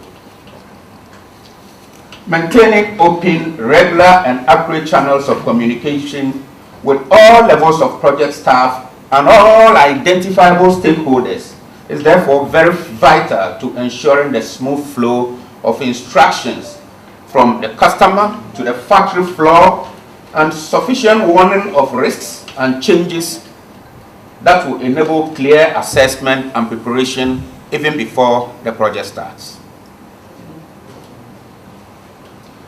Every project has some elements that are unique to itself and makes it so identifiable from others. That is why usually we say no two projects are the same. This notwithstanding, most projects often interact. They rub shoulders with each other because they compete for space, they compete for everything. Why? Because most of the time the organizations do not run one project at a time. In view of this, we say they interact with each other, with other projects being carried out by their parent organization or the main project sponsor. And this is where and why effective communication and project management also becomes very vital. More than most managers, such as functional managers, different from project managers, the project manager lives in a world that is characterized by intense competition and sometimes conflicts, as projects compete with each other for resources and also with functional departments for quality staff. Within an organization, when we are setting up a project team, you know, the project team, particularly for public institutions, is the most hated team on earth. You know why? Because if the source of funding is good, the project boys and girls are going to be the darling boys on the block. They are going to be running in four-wheel drives all over. They finish and their cousins monitoring and evaluation come in. They are running all over. So people within the functional areas envy the project team all the time. And that is why a functional head is reluctant to release quality staff to join your team so that team will be successful. So depending on the type of organization we have, your failure starts from the very day the project takes off.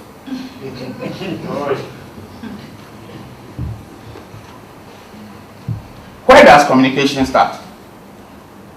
The project idea conception stage. A lot of discussions or communications usually take place between parties to the project. These are usually stakeholders to the project, and among whom are the clients, funding agencies, beneficiary communities, governments, political parties, if the projects we're embarking on are projects that are coming out of programs drawn from manifesto pledges. Whilst central government becomes your main stakeholder, the party sponsoring that government also becomes another stakeholder who is not a friendly party at all.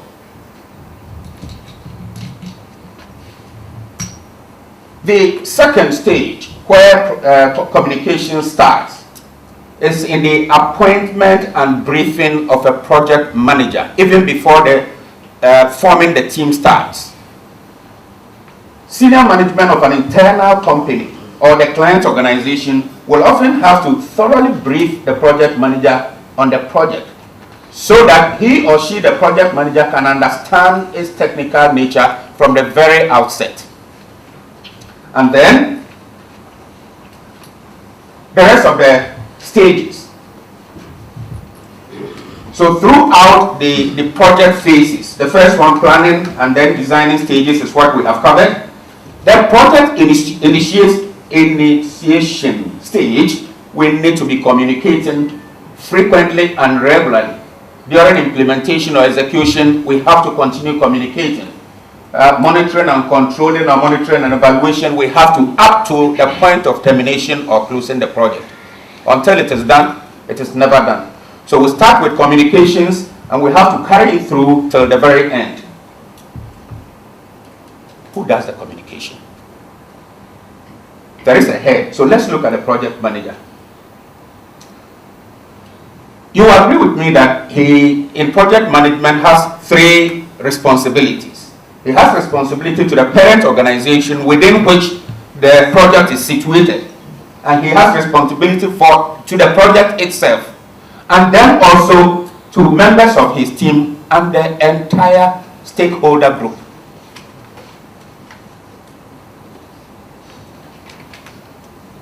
To be able to perform his duties effectively, that is why we say he must have a lot of qualities. The one standing out here is the one, I didn't go to a very good school, so I don't know most colors. Is the one there light blue?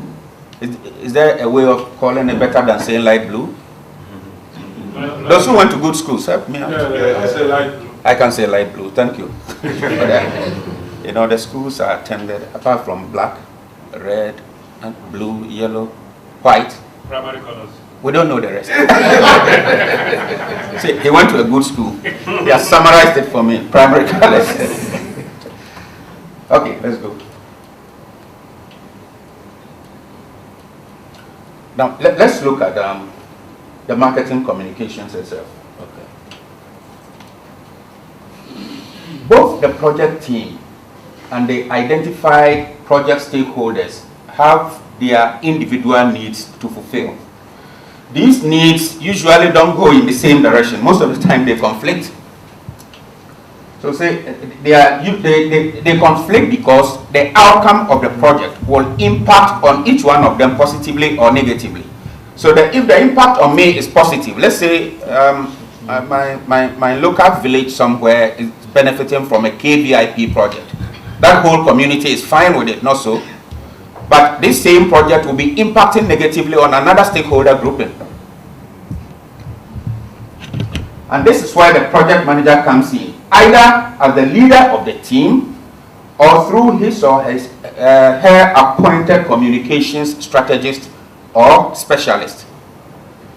As a project manager, if your area is not in communications, don't behave like the politicians in Ghana. It is not your duty to do the talking. Is that all right? If the media wake you up 6 o'clock, tell them to talk to the expert. Your job is the project team leader, project manager, until we need technical explanations to something.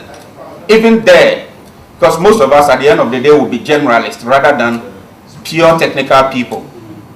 If there are very technical things, not administrative issues for you to respond to, let the technical people talk, guided by the communications person. If you must talk, talk. Otherwise, don't get frightened and jump into saying things that you are not cut to say. You are not trained to say. And we have seen a lot of them. I think they continue to happen. What is this whole business of communication? So, if I looked at my brother here and I said, can you please stand up? And he refused to stand up and he's still seated. I didn't give him time anyway.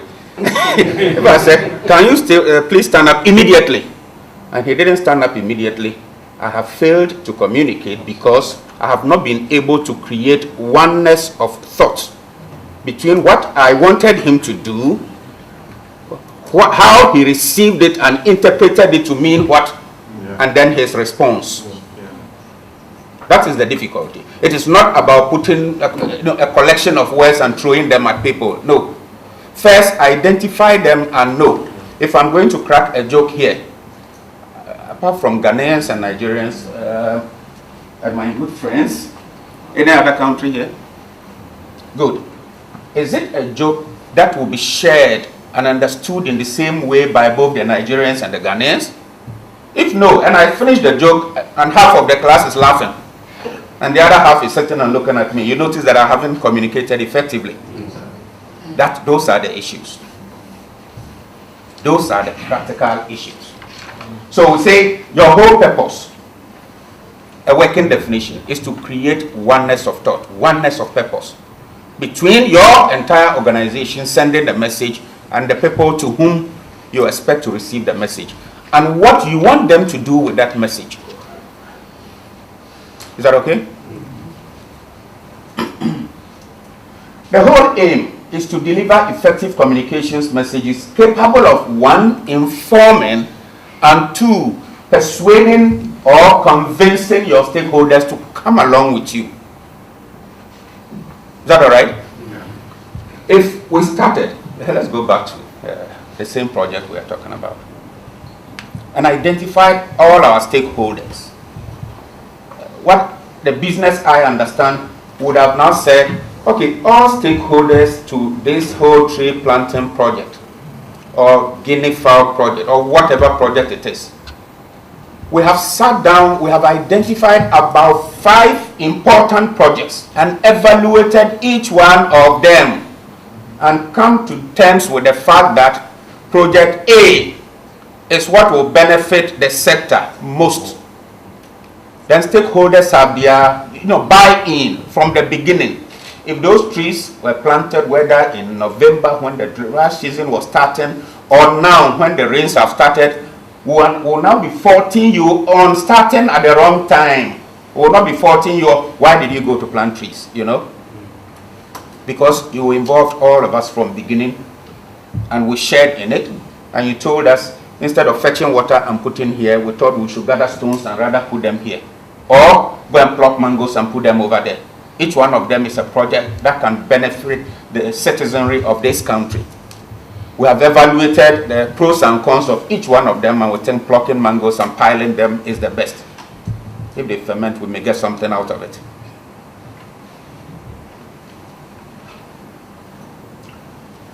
One step back. Back. Here.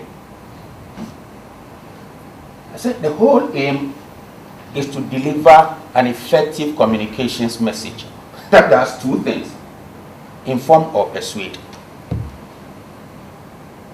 Is there a conflict? I'm going to tell you something that should inform you or persuade you. When I'm communicating with you, what would you love me to be solicited? Should I persuade you or I should just inform you? Persuade you. Sorry? Persuade you. You want to be persuaded before you will come along. Is there anybody who wants to be informed? Yeah, I think... the way I said the informed, it looks... Inform, just push the message at you. I really don't care what happens. That's the type of information I'm talking about. So I've given the information to them. No, I think it's all it encompasses, because information is not necessary when you give it out. It's also necessary when During the time you wanted it, I just pushed it at you. That's fine with you? What I'm trying to say, in a project organization, there should be a place where information required for that project are resident. It could be a server things, it could be by reporting, could be by meetings, you know. So every time I want that information, I should be able to get access. Maybe a document procedures, there should be a document control center, and I should have access to server where I can go and pick it up and use it. I don't necessarily have to go through my project manager to have that. So accessibility to information too is a key.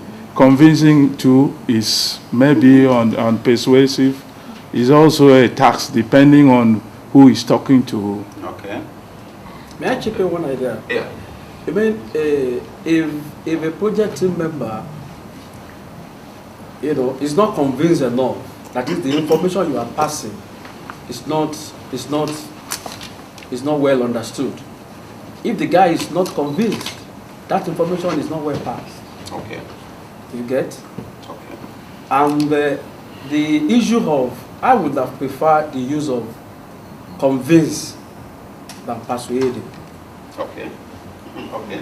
Oh, so it's convinced and or because okay. If you must pass information to the project team members, you that you are passing the information, at least the sender of the information, should be well informed, and you should be able to convince them, and they should, be rest assured of the information you are passing to them, okay, so as to make a good deliverables. Okay. Thank you to both of you and the rest of us who did the listening.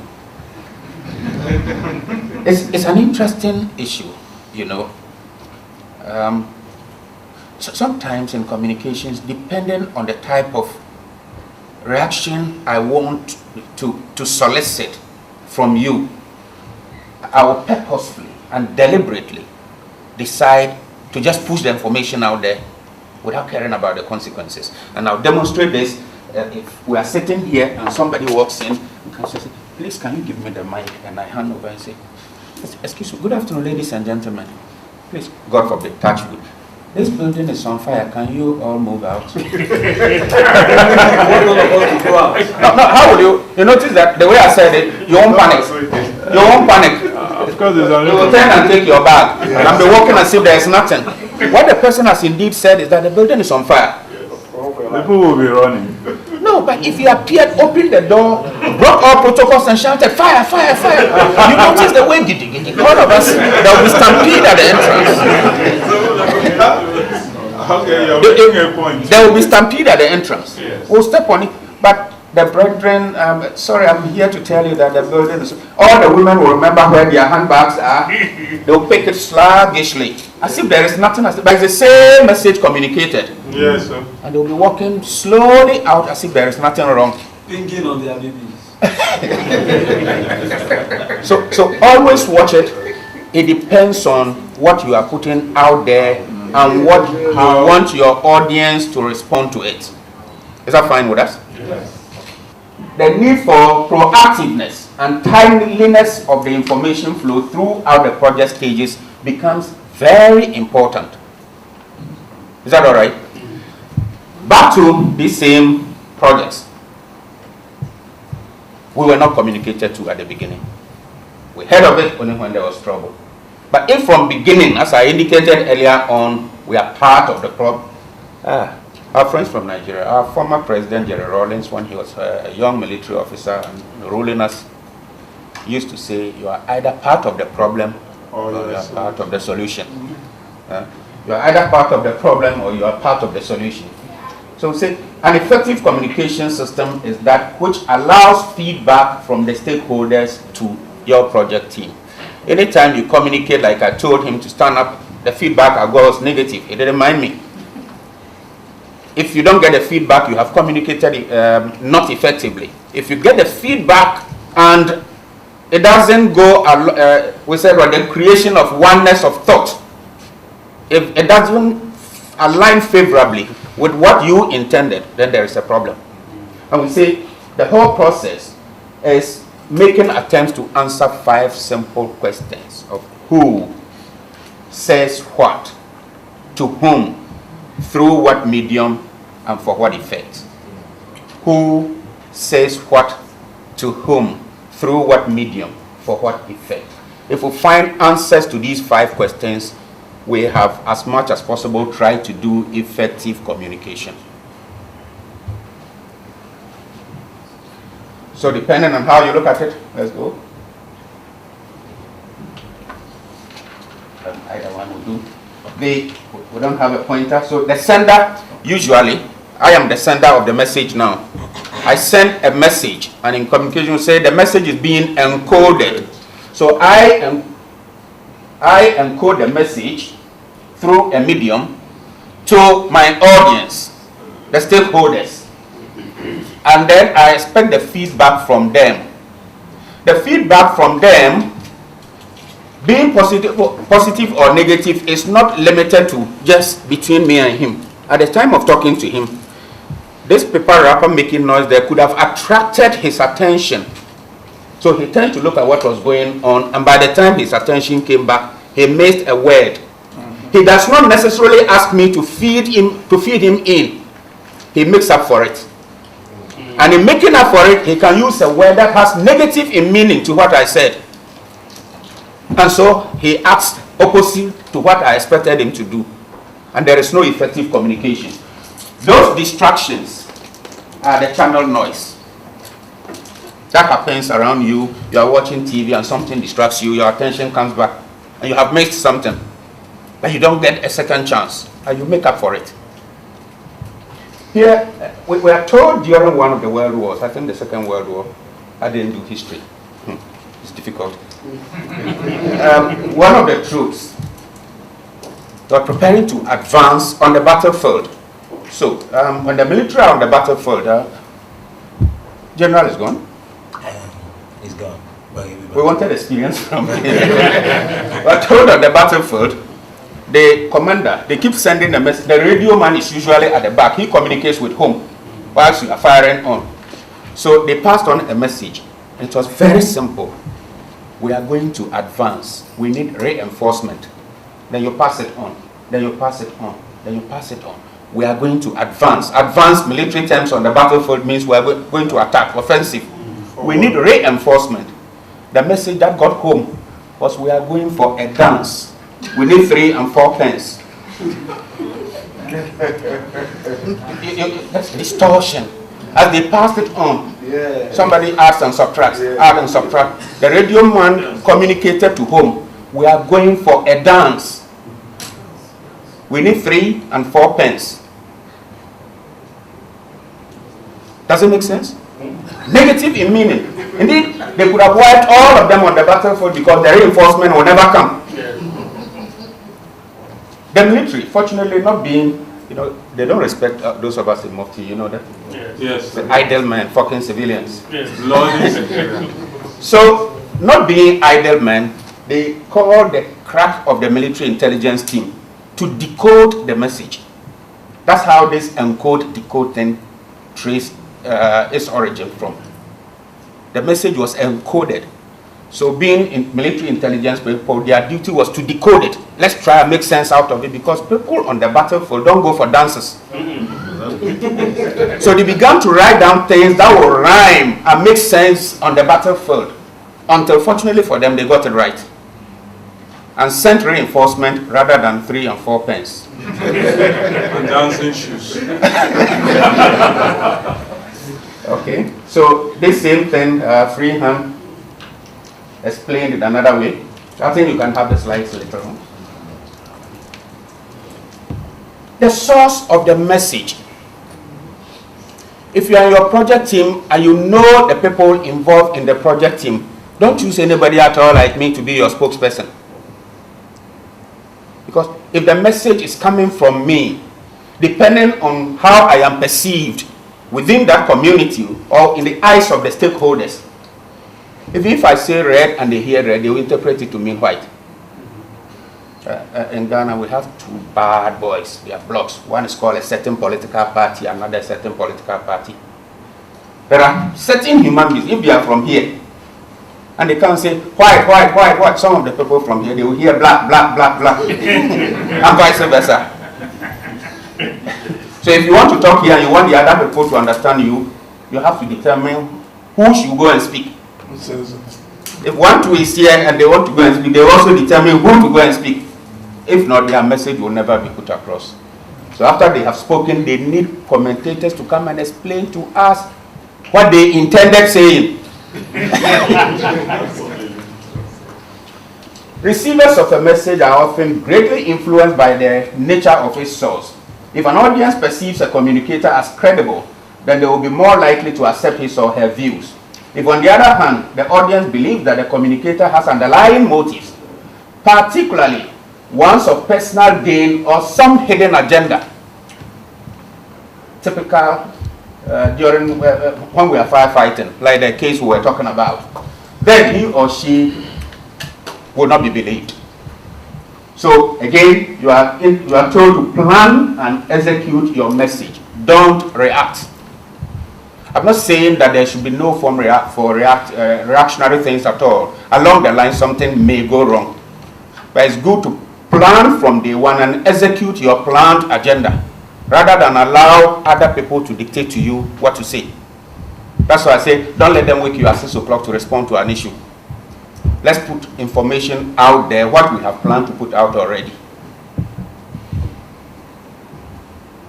You can reduce increase the believability in a variety of ways. 2 typical ways: seek endorsements and comments from experts on the subject. During the time, all the state universities in Ghana, they do agriculture. University of Ghana, they do. University of Kwame Nkrumah, University of Science and Technology, they do. The University for Development Studies, they do. Winneba, I'm not sure. Cape Coast, they do. So get experts on trees. Let them talk for like 6 months on the subject. Why there is a need to green the environment in the north because of the approaching of the Sahara Desert. Let them talk and talk and talk. Get some celebrity endorsements. Is that all right? Michael Essien is coming to do his peace game. Get him to go and plant the first tree.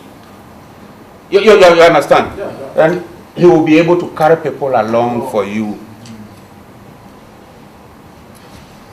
Somebody says, if you go for a cheap lunch, you pay dearly for a good dinner. Right? So better take a good lunch. Pay very well, eat a good lunch, and let dinner be surplus. But if you say you are not going to engage people and spend money and do communication from beginning of your project, when trouble comes, you pay dearly for it. Is that all right? Yeah. Always remember that age, sex, dress sense, mannerisms, accent, voice inflection all affect source credibility and in a subtle way influence the way an audience judges a communicator and his or her message. So the person you are choosing, if it's the abrasive type, be careful. If it's unnecessarily the direct opposite, also be careful. We want to communicate in a way that all our stakeholders will understand and be able to come along with us. When we are communicating, we have different objectives. We don't usually have one objective for putting a message across. Is that all right? So for the project team, all the things you do, you need to put down what it is you want your audience to do. Because different media that you are going to use play different roles. Some of them are good at creating mass awareness and nothing else. Some of them are good at getting people to change their attitudes and behaviors towards you. Some get them to change their perceptions about you. So you don't throw one message out there and it will create awareness, change attitudes and behaviors and get people to follow you. No. So what we have put here, these are 3 different simple models in marketing communication. The first one, the IDA model, says, when I put out information to you, first of all, you become aware about the existence of what I am telling you. Is that all right? We want to eradicate whatever in town. The awareness is created. Depending on what I do next, I may get you to get interested in what I am doing and to want to come along, but you haven't come along yet. That interest you have generated in you, I should be able to work on you to arouse some desire to want to come. The interest is different from the desire. I've heard about them. Okay. Well, okay. I'm interested in what you do. Okay. Now, some burning desire for me to want to be part of it. And then, depending on what we do next, you now take the conscious action to come join us or to give us a favorable hearing. Or even if you don't come physically, if you hear people saying anything ill of us, you begin to defend us, even though you are not part of the project team, because you understand everything we are doing. So that model, same as the Dagmar model, that only assumes that you started from a state of unawareness through awareness, comprehension, conviction before the action, then the adoption, awareness, interest, evaluation, trial, and adoption. Each one of them, what it seeks to say is that we are using these models which can be seen in a sense, the usefulness of these models can be seen in the sense that they try to help us to prioritize our communications messages. The point that we want to create awareness, the point that we want to do something else, and the point that we want action from you. Is that all right? In view of this, the awareness phase, we say cognitive, giving you knowledge, information, awareness. We have done that. Let's say through mass advertising. We have done something on the radio, TV, you have heard about it. The awareness has been created, but it is not sufficient. We need to do a lot of PR activities to get you to fall in love with what we are doing. That's the affection stage. Is that all right? And then through more PR and our one-on-one workings, we get people to now change their behavior and come on board what we are doing. So you don't throw one message out there on radio or TV and it will be effective. No. We need to prioritize. What do we want to do? We want to create awareness. We want to cause affection. We want people to take the initiative, initiative to change positively and come along.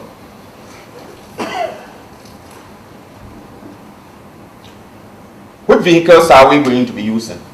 Traditionally, in marketing communications, you would have had 4 of them sitting at the left. What is missing there is sales promotion, because we won't make use of it. Certainly, we will make use of advertising. Mostly, we will make use of public relations. And then, we ourselves, personal selling, we have to market the project.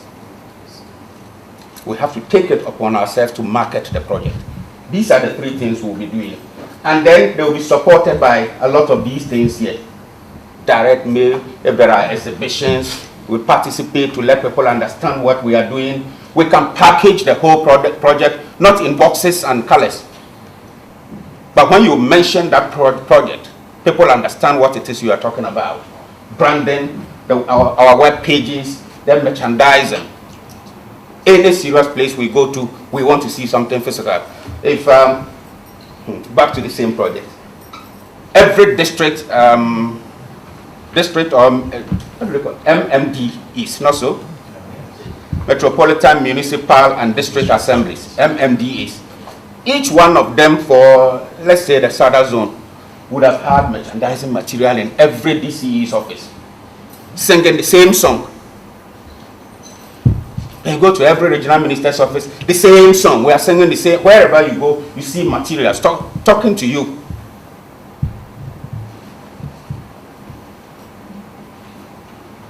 We'll end with the planning process. And the planning, again, we are just finding answers to another 5 or 6 simple questions. On the communications front, where are we now? Then we define our communication situation. If it is terrible, let's state it as such. Is that all right? Then where do we want to be? What is the desired place we want to be on the communications front? Then how do we get there? Which ways are best for us to pursue and get there? Then how do we ensure safe arrival? Our monitoring and control issues will come in. So look at this. I give you a very simple. So the most practical way to draw your communications plan is to use this mnemonic called the SOST plus 4 M's. So the where are we now? You'll be doing your communication situational analysis.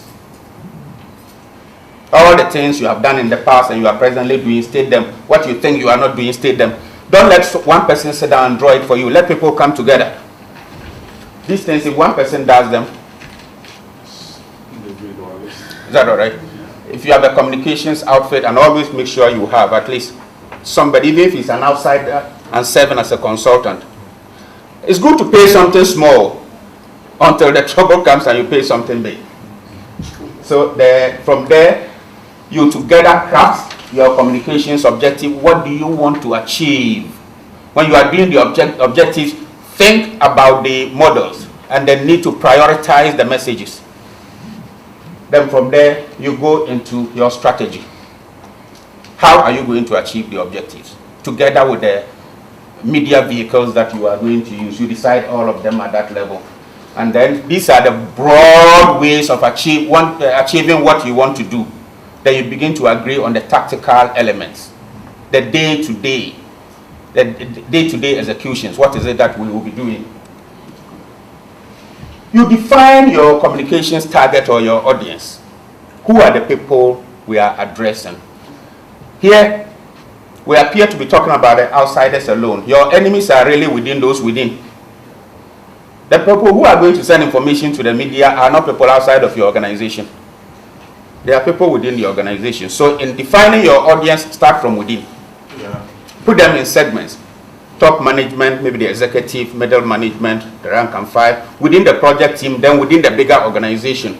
Then, before we go out and define the other stakeholders. We have agreed on the tactical elements. Then, the time frame within which we are doing our communications plan. Then, our money budget, the logistics, the men and women who are going to help carry it out. And then, when we put it into implementation, the measurement and control issues will now come in. If we do this effectively, we would have drawn a very good communications plan for our project. Thank you. I just want us to analyze some few things. Though I believe we are from diverse religious backgrounds, but the Tower of Babel and the issue of communication as far as project management is concerned, it's a very big case study that we can even do it here or even do it tomorrow. But the issue is, when he was talking, I was picking some few things. The sense of urgency in executing projects. I've realized that our attitudes as Africans and human beings in nature, when you are saying, let's do this, somebody is thinking about tomorrow. So let's say you have a project team of 20 people, and out of this 20, some are key players in it. Who can tell me a project that he is handling now, practical projects that, could somebody tell me? Okay. The project? Yeah, the project you're handling now. Is for Chevron, Escravos Produce Waters. Okay. It's supposed to be one of the projects. Okay. How many project team do you have? One project team. One project team. How many people in the project team? Project management team, there are 10 of them. 10 of them. What is the flow of communication right from the top level to junior management or to the middle management? Okay, like I think what the last speaker I just said on communication. We have as a project manager, I'm responsible to my company itself, to the project and to my team. Normally for me, I do weekly reports. Okay. That's the management to my company. Okay. So I to my GM and MDs. Okay. Then for the project on itself, we have about 2 meetings every week where we discuss where we are, how to proceed and any other challenges. Then to our client, we also have a progress meeting every week. Also, to our client, we also have a weekly progress meeting. Yeah, thank you so much. Why are we trying to look at all this? We've talked about time management. How would they know? How would you even give reports? So he will be able to give accurate and precise report just because he's been informed on time, because the decision makers or the stakeholders are ready for the information, isn't it? So what the presenter was trying to say, I was so glad he mentioned the tree planting thing. My belief is people don't see urgency in all this. So they sit down, oh, when are we going to do it? Oh, let's do it tomorrow. So the time has come for us to see the sense of urgency in project execution. So communication is so key. I said it earlier, in the Roman Empire days, how were they communicating? They didn't have phone, no email, nothing. How accurate was the communication? So communication is so key. Thank you, Mr. Kesa. We'll move quickly. Thank you. We'll move quickly to another important topic, which is talk 7, which is through private organizations. On this note, I welcome Mr. Matthias Johnson to introduce the speaker for the day. Just a brief introduction. Yeah, thank you. She's actually Yvonne Vanderpoel. She's from Public Procurement Authority. Public Procurement Authority in Ghana, I believe, is same as in Nigeria. It's the statutory body or the authority that has the oversight responsibility for public procurement. They set the standard for public procurement by the global standard. So on this note, we'll take the opportunity to invite her. She has a lot to share with us. Yeah, thank you. Good afternoon, distinguished ladies and gentlemen. I have a very simple but complex assignment to deliver issues regarding public procurement in just 30 minutes. In fact, this has been one of the most difficult presentations to prepare because you need to talk about a little bit about projects and then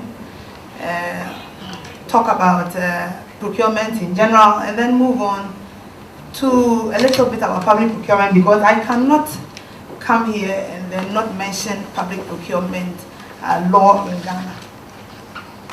And so I will try to be a bit fast. My slides are mini, but that is just information for you. Later on, you can look at it. Procurement, whether it's in project or it is in programs or for you as an individual or whatever, is the same. Procurement cuts across. And the underlying factor or the most important thing at the end of the day is for us to achieve best value for every expenditure made in the area of procurement.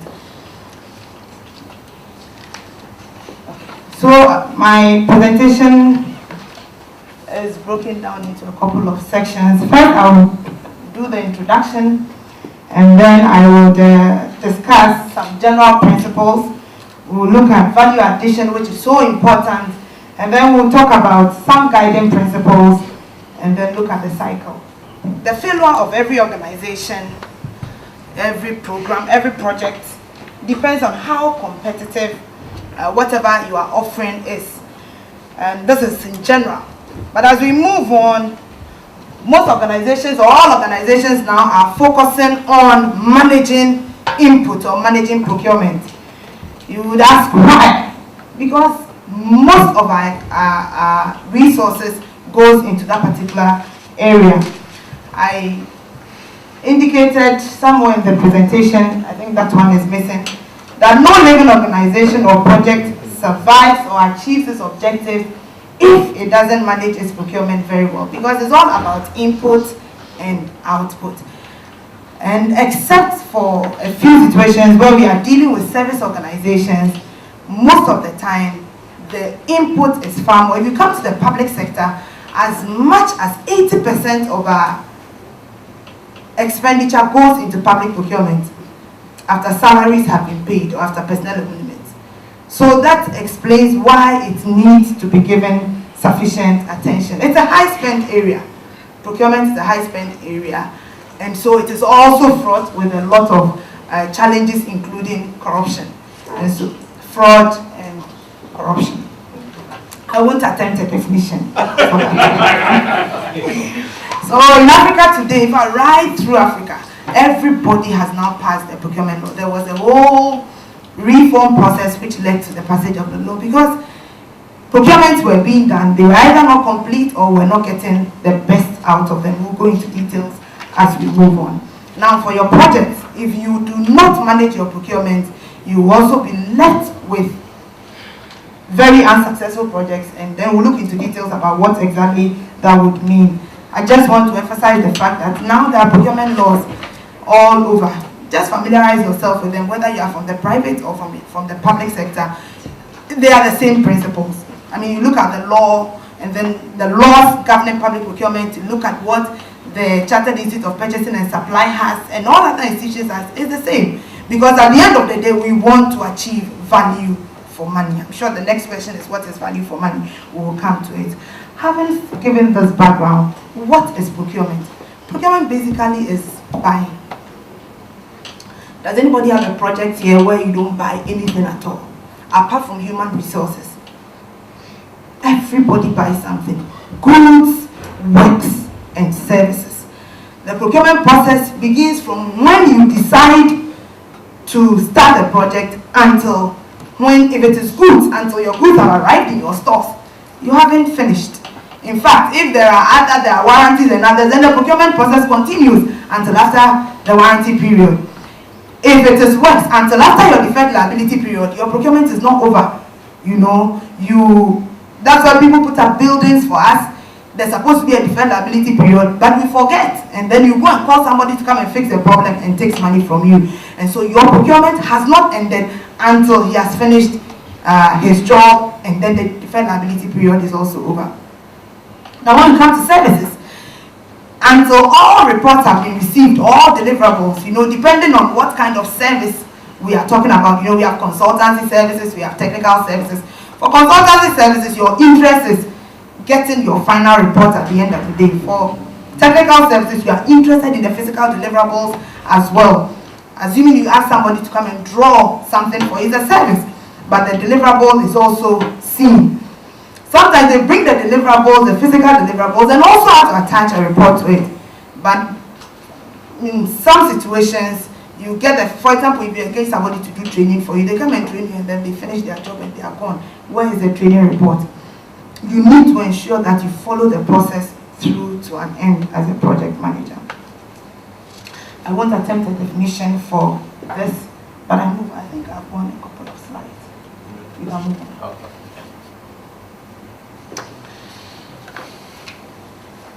Now, like I said, for every, I think I've gone past this one. Like I said, for all projects, please go up one step. Our interest is to achieve value for money. Value for money takes us beyond price. And if we forget anything at all, when people talk on radio about procurement, people are wasting government money. Go and see, government is buying the item at very high prices. Everybody's interest is price. But procurement should look at everything beyond price as well. What exactly do you want? If I decide to buy this bottle of water from Alisa Hotel, from here, I'm sure I can get it for maybe 2 cedis or even 3 cedis or even 5 cedis. But if I should choose to go to Mokola, which is just a few minutes drive from here, I'm likely to get it for 80 pesos or even less. Now, the common thing to say is that the water is cheaper in Mokola. But look at moving to Mokola. The time involved, the risk in boarding a vehicle, getting to the market, you may even get, you have to weave your way through people, get to where the water is. It may be by a heap of rubbish. If you are not careful, drink it, you may fall sick. But if you get it from here, just make a phone call. Can I have a bottle of water? Within 2 minutes, somebody walks into your room, neatly dressed, gives you a smile, gives you a salute, hands over the water to you on a tray. It comes with a glass. Whether he's excited or not, he has to stand and watch you drink and then take the bottle of it, unless you ask him to go. Is the water so expensive in Alisa Hotel? No. So procurement should always, or as project managers, we should be interested at looking beyond the price of the item. What is the total cost of what exactly we are buying? And in determining that, for us to arrive at whether we are getting value or not, you should also describe in detail what your expectations are. The challenges we are having in procurement is because a lot of garbage is going into our description. One institution bought several computers, hundreds upon hundreds of computers, received it into their stores, and when they were ready to use it, they realized that it was in a foreign language. Or it was in the news. This is not 1, 2, 3, we are talking about hundreds. It was in foreign language. Somebody did not do his work well. Specifications. So in our procurement endeavors as project managers, we should look at getting the total cost of the item. Another example I can give you is with regards to service and after sales or maintenance, or all those coming.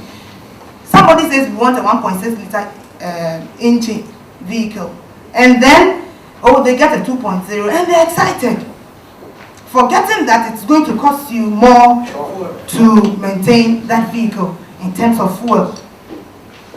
And so look at all these before you make a determination. I don't want to use a lot of procurement language, so I'm trying to calm down as much as possible. And so your interest should be gaining or obtaining value for money. Professor Porter made a lot of statements about that. I've quoted them somewhere in the slide. I have 30 minutes, and so I don't want to go beyond it. So always as buyers, ask yourself, am I getting value for what I am buying? Buying at the cheapest price does not always give you value. And buying at the highest price also does not always give you value. Describe what your requirements are and get people to go by them. How many times have we not received items into our stores without taking our time to? Let me give you a very simple example, which I know you will not forget.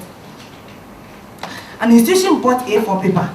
They were printing large volumes of items or documents. And so they bought thousands of boxes. Now, I'm sure it's the same everywhere.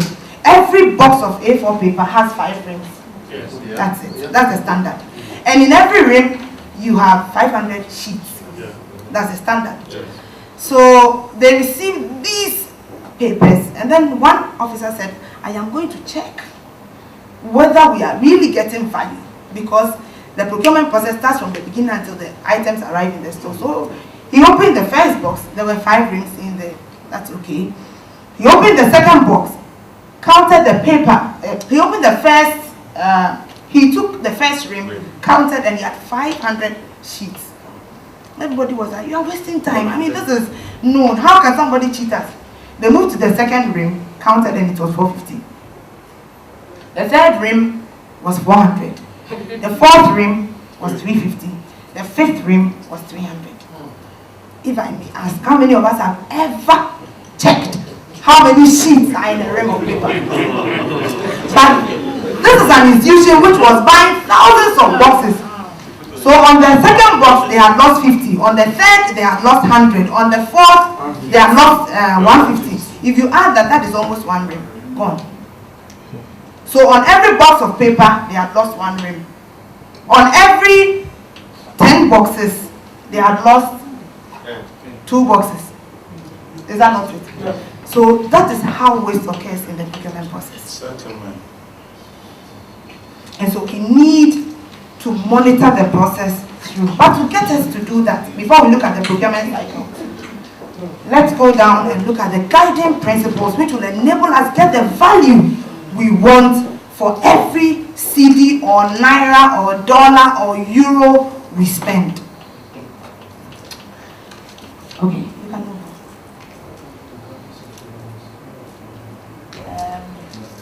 I'll come back to this. Let's move on to the next. The guiding principles as far as procurement is concerned to enable you to achieve value for money so that you can get the best for all the procurement decisions you make for goods, for works, and for services. These are simple principles. If you follow, you wouldn't go wrong. One is professionalism. Who is managing your procurement? If what you are doing is so big, you may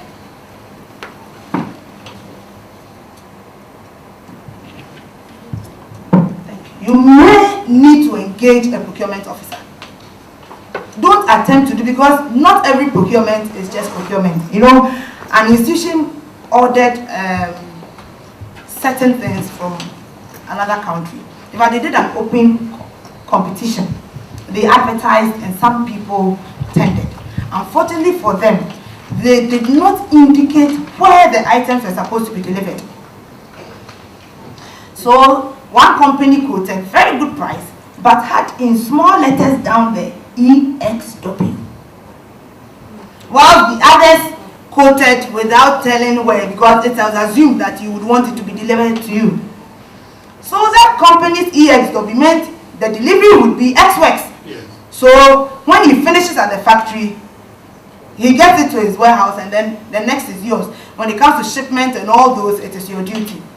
But they didn't look at that. Those who did the evaluation, they do not understand that language. So they went through the process and awarded the contract to the best price, to the one who had the best price. Then they were waiting for delivery. Then they received documents. Your items are ready, make arrangements to transport them. So they had to ship. They couldn't do anything. They needed it so bad. They shipped it. They had to arrange to, cut it to the harbor, ship it, come in. By the time they finished, they had paid almost twice the price the next evaluator tender was going to pay.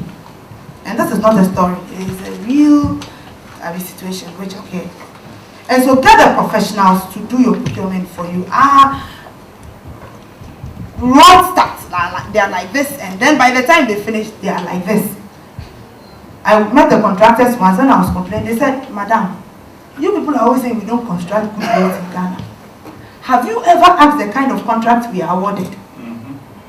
When the professionals tell us that, oh, put bitumen and spread chippings on it, is that not a contract? Haven't we delivered on the contract? Yeah. Go back and ask the professionals in the ministries what kind of contract they give to us. Are you getting the point? And so let the professionals get involved. Get the procurement people who understand the procurement language to get involved. Let the technical people get involved when it comes to specification and others. I'll talk about it in a couple of minutes. So that we can get the best. So being professional is getting the people who know about the subject area and then using their knowledge as it's required. Sometimes you can get the people who know, but they will choose not to use their knowledge on the project. But let's get people who know and can also apply the knowledge. The next thing I want to talk about is competitiveness or competition. You know, it is assumed or it is believed worldwide that the more the competition, the more likely it is that you get better value. That is why if you are going to buy something from your corner shop, which is the only shop in your area that has the item, she can determine the price. I always say that if you go and knock, Madam, I want to buy this item, and she's feeding her child, or she can choose to finish feeding the child before she comes to attend to you, because you don't have a choice. But then if there are a number of them lined up, immediately you close your gate, somebody is running to ask you what exactly you want. Then you determine the terms and the conditions. And so as much as possible, don't wait until you need the item tomorrow so that you are left to buying from one person. Your sources must, to a large extent or as much as possible, be so wide, and you should reach them so you can get the best value. Then, I've talked about value for money already. Fairness. Once you are going to open up for competition, you should be fair in your dealings with your suppliers. In some institutions now in Ghana, put out adverts in the newspapers and nobody responds. They would say, so and so district assembly wishes to use part of its 2013 budgetary allocation to purchase 100 pickups. They won't even get one person coming to buy their tender. The same institution put out an advert and say World Bank is supporting so and so, and then they have a room full of tenders. What is the difference? People believe in some institutions are not fair. Let me share this with you. One contractor went to buy tender documents from, if I say tender, I'm sure everybody is went to buy tender documents from a public institution. Apparently, I put out an advert for an office complex. A big contract. Fortunately, he met his classmate on the corridor. So after exchanging all the pleasantries, he said, "What are you coming to?" He said, "Oh, I'm coming to buy this tender document. I saw it in the newspaper." He said, "Master, follow me." He took him to his office and then opened the window and said, "That project is here in the newspaper. That is it sitting there." So they have managed to finish all the process. All they needed to do was to get the paperwork done. Such a man will no more be interested in government projects. So we will put out adverts and they will not respond. We need to be seen to be fair. That is why when you go into the Public Procurement Act, it says the same information you send out in your tender is the same thing you must use to evaluate them. So if you want to buy a vehicle and do not state that, "Oh, I want an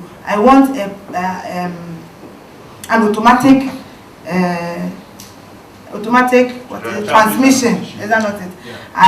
You don't describe it properly, and then a number of people bring in their tenders. You cannot say that, "Oh, but this man should know that automatic transmission is what is involved." No.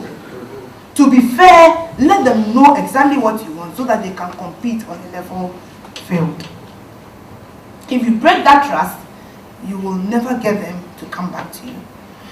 One supplier, a contractor again, said whenever he is asked to undertake government projects, this is how he does his pricing. His first 30% payment should be able to cover the costs of the project. 30%. Government will always pay by installment. Hardly will you get government to pay you off. So he said the first 30% payment should cover the cost of the project. The next 30% should give him his profit and something to give to the public officer. The last 40% is Jara. If it is paid, fine. If it is not paid, he's still in business.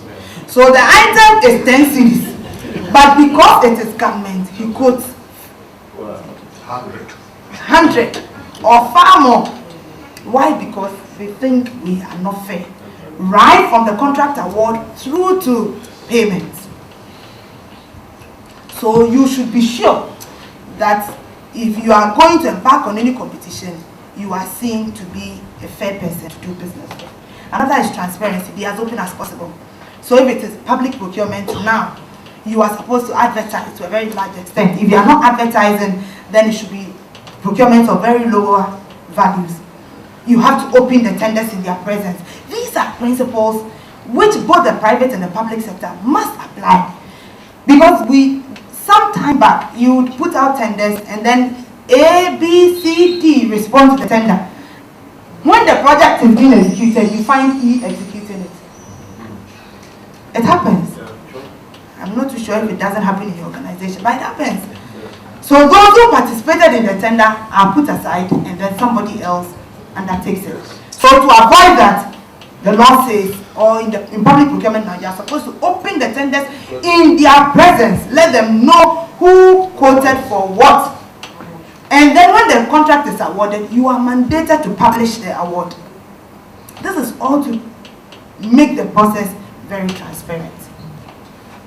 And then the ethical approach. Being ethical is doing it the right way. Well, something may be right somewhere, but may not be right here. But as wherever you are as a manager, learn the rules and play by them. So doing it ethically is doing it such that nobody will have cause to complain at the end of the day. That I'm not trying to compare ethical approach to morality. You know, there's a thin line between the two. And then accountability. Hold somebody accountable for the procurement. You know, sometime back, you'll be in your office in the ministries, and then somebody will just come in and say, Madam, I've been told to come and change your furniture. You ask the person, I don't need furniture. Much is okay, but a table is okay. So why have you said, Madam, I've been awarded the contract. I've been asked to come and deliver. Don't spoil my book. So you don't need it, but somebody has bought it. Now, if you decide to find who bought it, it becomes a problem. Those days, there were a lot of portmanteau contractors on the corridors of the ministries. That man with that bag can supply you from paper to aeroplane engine. So all you need is to tell him, I need A, and then he says, okay, right there, he pulls out 3 invoice notebooks. One is God is good, the other one is be kind to people. So 3 separate invoices, he writes one with his right hand, the next one he writes with his left hand.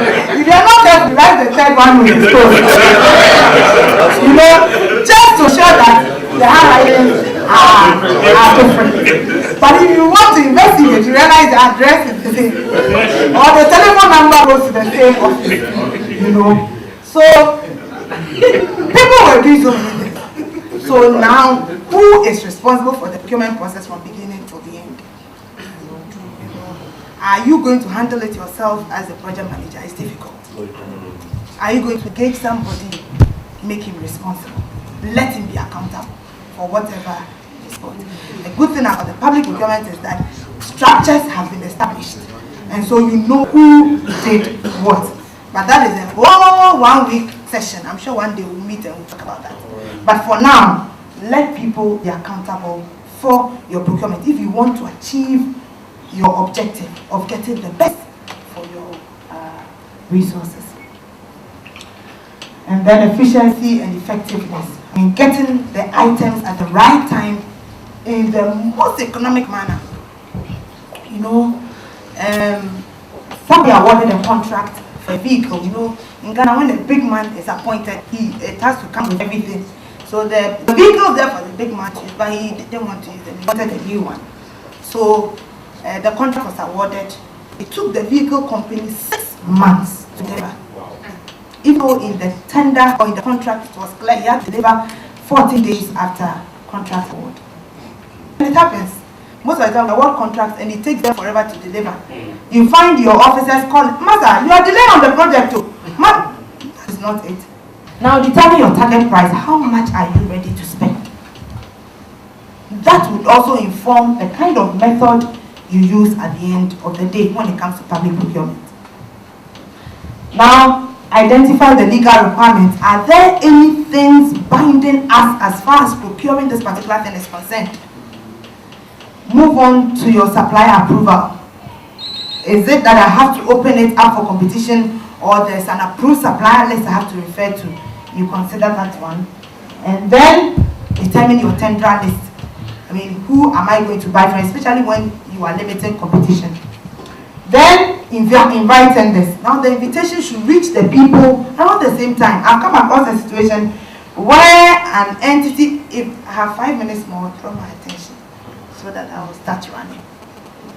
Where an entity was supposed to invite a number of institutions to participate in a tender. The supply officer or the procurement officer did not want one particular tender to win. And so while all the other tenders were called, that you have a tender here, come and pick it up, or it was delivered to them, that man's own was sent by ordinary post. You know, they didn't realize it until the very last minute. The tenders were open. Somebody said, how come this man did not respond? He is somebody we've done business with before. He seemed to have been very happy. Oh, well, he maybe doesn't want to do business with us anymore. They evaluated, and then one morning, just before contract was awarded, the man just walked into the office and said, I just received my tender. Wow. It was sent by ordinary post. Those are some of the tricks of the game, so that he misses out on it. So make sure he gets them at around the same time. That is why for public procurement, we are compelled that for national competitive tenders, advertise in 2 newspapers of wide circulation. You know, evaluating means matching what you sent out against what has come in, so that you can make a good choice. And then, if there's a need for clarification, seek it, evaluate, do your final evaluation, and then award a contract. Award signed contract. You know, the problem we have is that most of the time our contracts are not comprehensively done. And so today you say this and tomorrow you are saying something else. Variations come in and it keeps on. Contracts are awarded is 10,000. By the time they finish, it's 20,000. When you go on contract on monitoring, you wonder how it happens. Not much duration is part of it, but sometimes not much thinking went into it. Yeah. So they have drawn a building and forgot that they would need stairs. Forgot that they would need drainage. Forgot that, so it brings a lot of variation. But in doing that, because of uncertainty. Well, uncertainties occur, and you always have them. You know, there are real uncertainties. Those can happen. Okay, and then make sure you expedite the execution of the contract. You manage the contract process. I have a diagram there which shows you what you need to manage as far as contracts are concerned. After that, you receive the items. You know, one sad thing is I've seen situations where items are received into stores by people who do not have copies of contracts. So the store officer is just there and then items are brought. All he does is to receive them and sign for it. It shouldn't happen. You know, he should have a copy of the contract so he knows he's receiving exactly what is required. Sometimes for certain things, one person cannot receive the items into stores. Sometimes you will need an internal auditor there to check, you need a procurement person there to check, you need a user there to test it. Technical person to confirm. Yes. So that we can be sure that we are getting real value. So we don't buy computers which are in the foreign language. Then eventually make sure items are paid for on time. You know, we had an experience, again I'll use PPA as an example.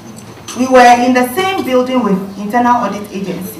You know, we had just been set up in 2004, and we needed the same types of vehicles, saloon cars, pickups, station wagons.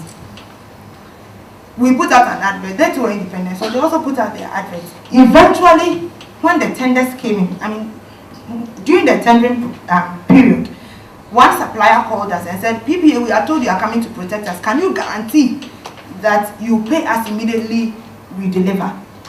We said, don't worry, money is sitting in our account. You deliver today, we pay you today. So to be fair, we wrote to all the other tenders who had bought the tender documents. When the evaluation was completed, our prices we got and the kind of vehicles we were even getting had better specs than what internal audit agency was getting. And their prices were way above ours. So the Minister of Finance then had a representative on the 2 boards. So one day he saw, he said, no, this was not possible.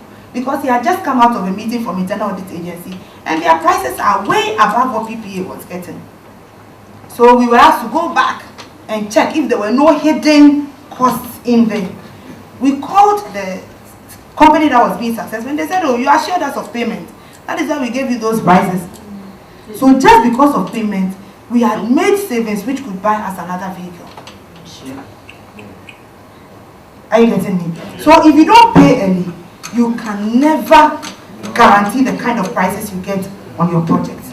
So payment is very important in the procurement process. Most of the time, people leave it out of the cycle. It is a core part of the cycle. Until you have paid, you haven't finished. And then after that, you come back and then assess the process and then begin again. This contract management. You can just, when you manage your risk as far as contracts are concerned, manage relationships, manage your budget as well, and then ensure that when there are reviews, you get the relevant approvals, etc. for them, so that people don't take advantage of you. Suppliers are out there to make profit. They are not out there to cheat you. But if you also don't open your eyes, they will also take the best from you. Later, I'm sure, do you take your time and look at it? It's an interesting diagram. Yeah. Okay, let's move on. I won't bore you with public procurement. The most important thing is that to ensure that public institutions get best value for our limited resources, the public procurement law has been passed in Ghana and the same in every other. In fact, most people learn from us. Nigeria learned from us.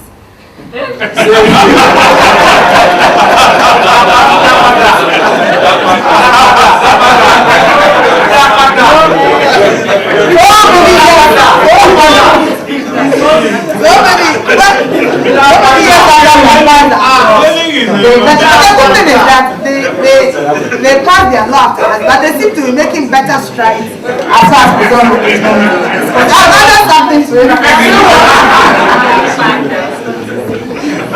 But then I think you can later on take your time and look at what exactly we are doing. We are trying to improve on public procurement management so we can get best value for our resources. I will end it by showing you a very beautiful diagram on where corruption can occur in public procurement, or in procurement just generally, which you as a project manager need to know. So let's go down. Don't worry. These ones, I'm sure you can look at them later. 30 minutes cannot deliver on all. Yeah. Okay. The last slide I guess.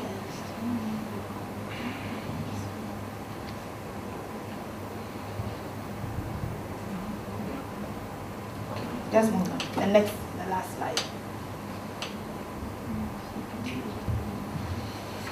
Okay, just move on. Go down. Just still down.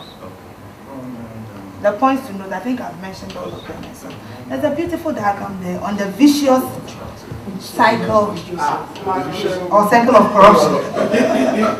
Very wicked cycle. You know, and I can't talk about procurement without talking about this.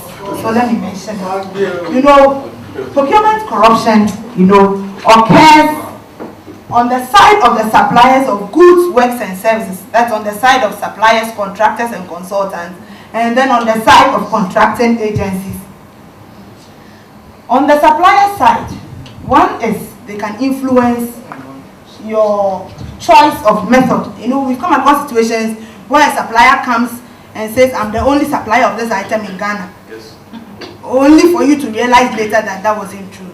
So you need to know where the items can be found so that you can determine which method to use.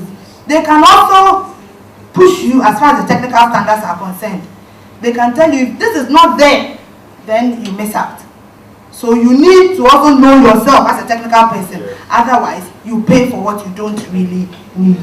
Another one is bid rigging. You know, there are times they come together, they form a cartel. You know, so they know there are only three dealing in that particular item. And so once you put out a notice, the three of them quote and they say, this time around you win. Next time I will win. And so it is 10 CDs, but all of them quote 15, 17, 20. Eventually you have to buy from one of them. So you need to know that. And then inciting breach of confidentiality. I've sat on evaluation panels where before I came out I was called, Madam, I've told you I'm the one who is being difficult to. Just allow me to go through and I will do you good. Meddling with the work of evaluators, that's it, and then offering bribe for award. I mean, it happens. And so you don't open your eyes, somebody. It shouldn't be normal, you know. Can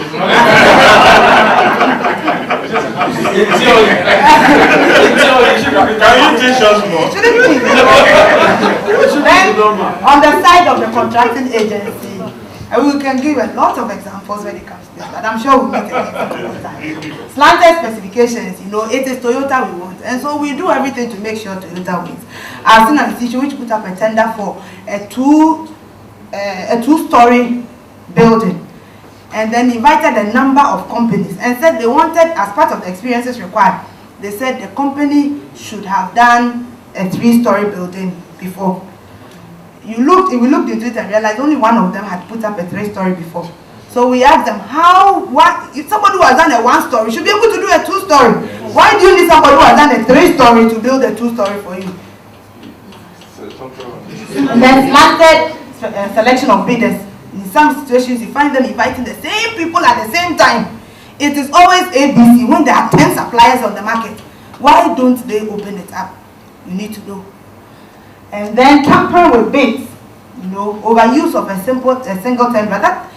With tampering with bids, that's why now we say open it in their presence. So you show the documents to them. So has your document been tampered with? He says no, and then you go ahead and you open it. I mean, some time ago, people submit tenders and then it's open. Hey, air quoted 10 cities, going to make yours 9.5. You know, so that is another area where we can, corruption can occur. Taking bribes for award, that is also a normal thing. Post award, after you have awarded the contract, what is indulgence? Lapse. You know, a procurement officer has awarded a contract, instead of following through to make sure it is delivered, everybody goes to sleep, and so the right thing is not done.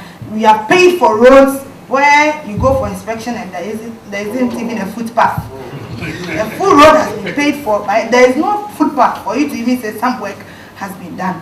You know, some time ago, one organization was doing vehicle fence, those who supply Honda.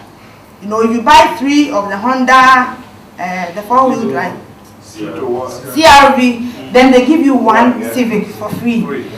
So many institutions bought CRVs, but the Civics were never found in the organizations. The Civics had found their way elsewhere. So that is deviation of property. Send 10 trips to the site and send 1 trip to my site. Conflict of interest is also another thing on the side of it.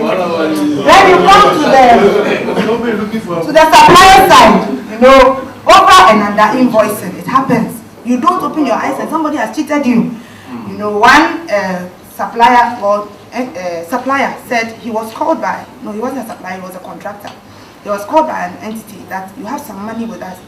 Come and tell, I've looked through my records. I've been paid in full. They paid in bits and pieces, but from my records, I've been fully paid. The officer said, come, you have a check here, come and pick it. Maybe your records are wrong. He came and the money was so huge. So he was so worried. Slowly he was walking out of the ministry, and then somebody met him and said, Master, you know that this money is not yours. We are sharing it 50-50. So somebody has managed to create an invoice for him so they can share. First pay action, where they put a weight so that they can be paid. False certification, the work is not done, they manage to get a certificate and then they are paid. Manipulation of price revision formula, things have changed, there's a revision formula there. You don't familiarize yourself with it and he will revise his price and make sure you pay 10 times more than you should pay for. Inaccurate disclosures, bribery, and kickback. I believe if you look at this critically, you protect your project from being taken advantage of. Thank you very much.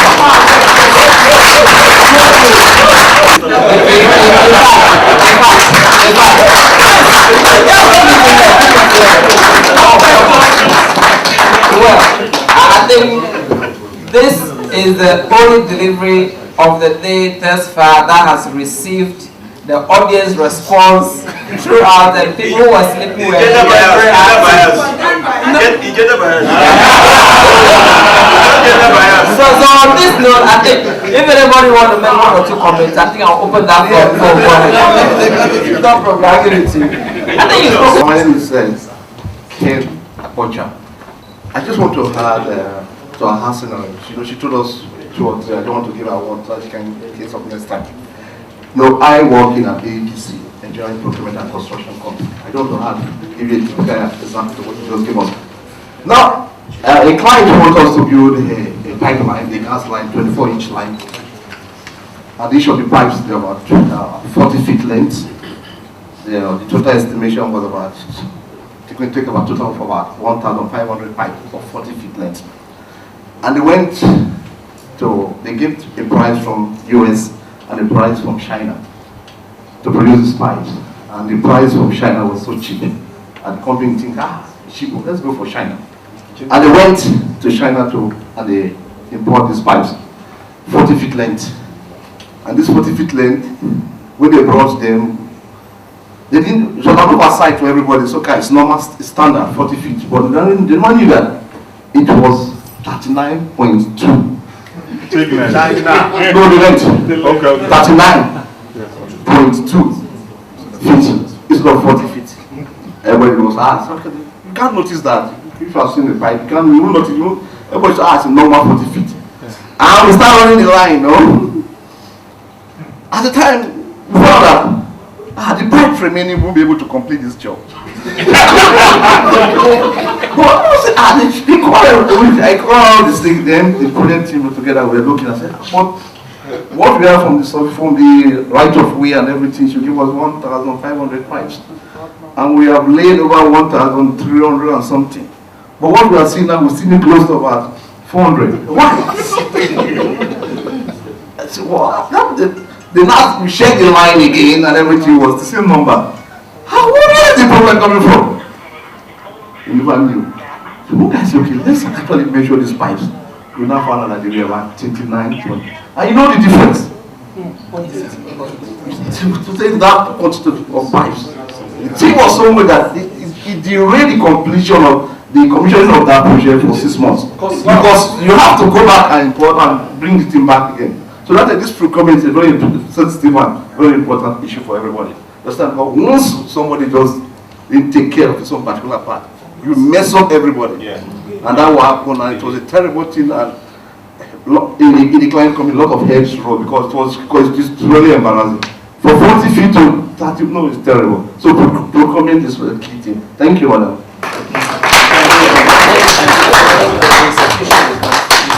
Okay, Ken, a question from Pivot GIS. Pivot GIS. Thank you very much, Prof. Actually, I've worked as a project quality manager for ExxonMobil Category 1 projects. I just want to bring in some of the tips about procurement.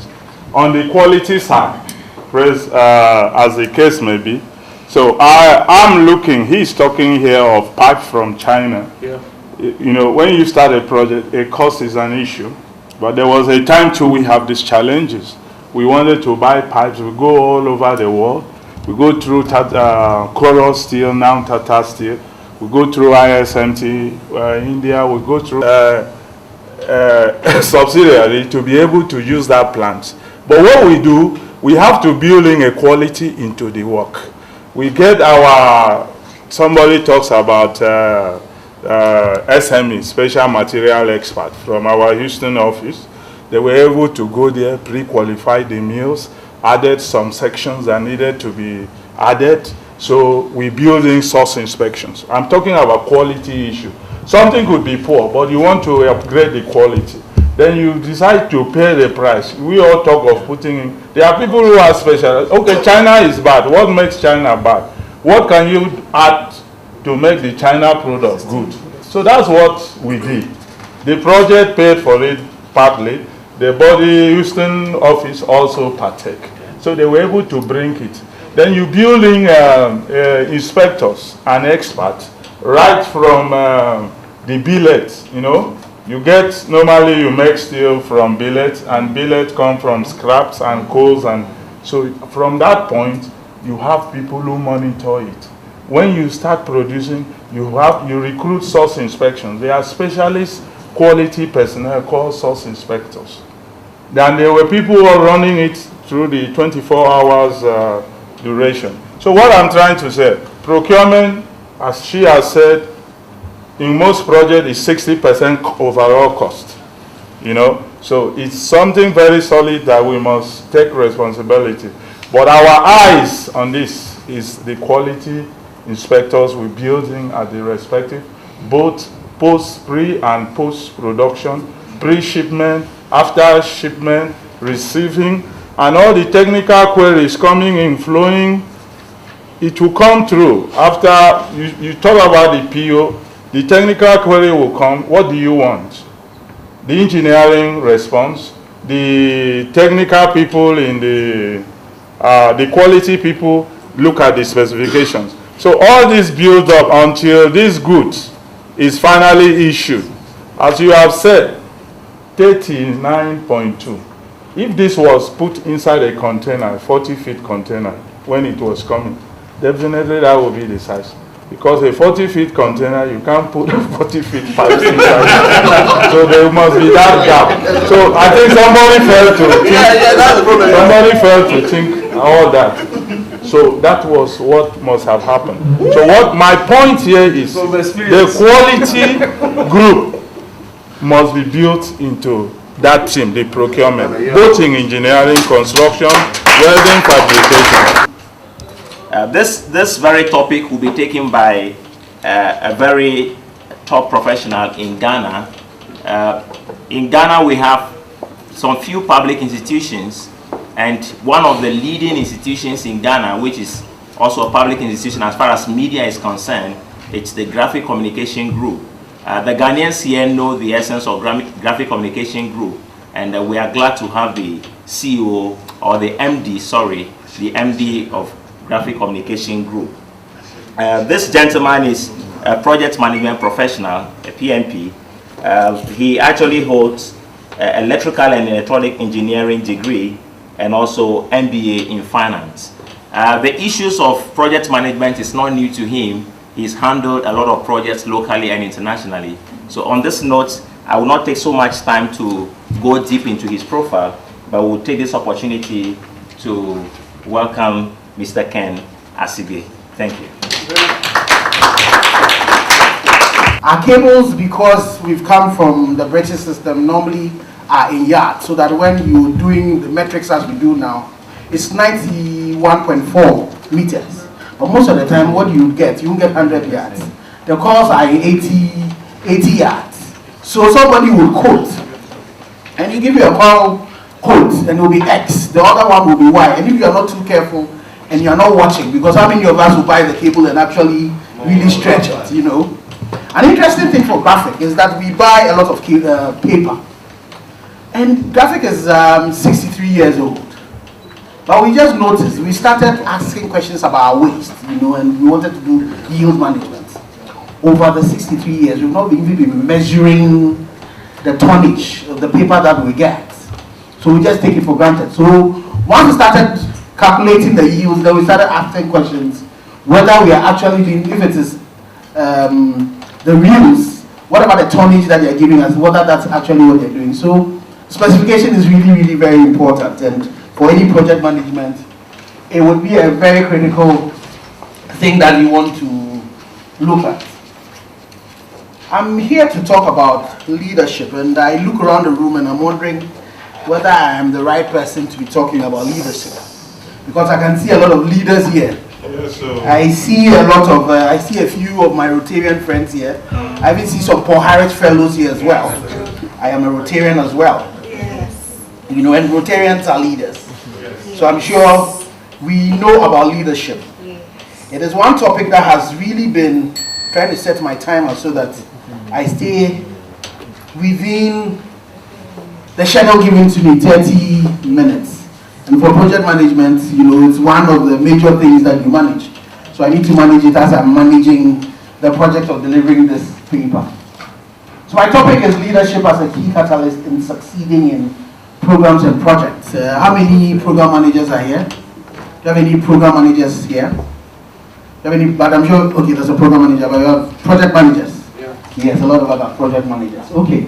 So, looking into project management and program management, we all know what our expectations are as program or project managers.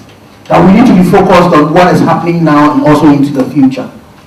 Really critical. It's important that most of the time that we keep our eyes on the way the project is, because most of the time program managers or project managers, you come in when the project has been charted, you know, so you'll be giving your outputs, and watch those words. It will be the things I'll be focusing on, outputs and outcomes. You know, and we make sure that we can identify the programs, the problems that are coming in and being able to deal with them. And the interesting thing about project management, program management, is that, and it's very important that we notice that you might learn the theory.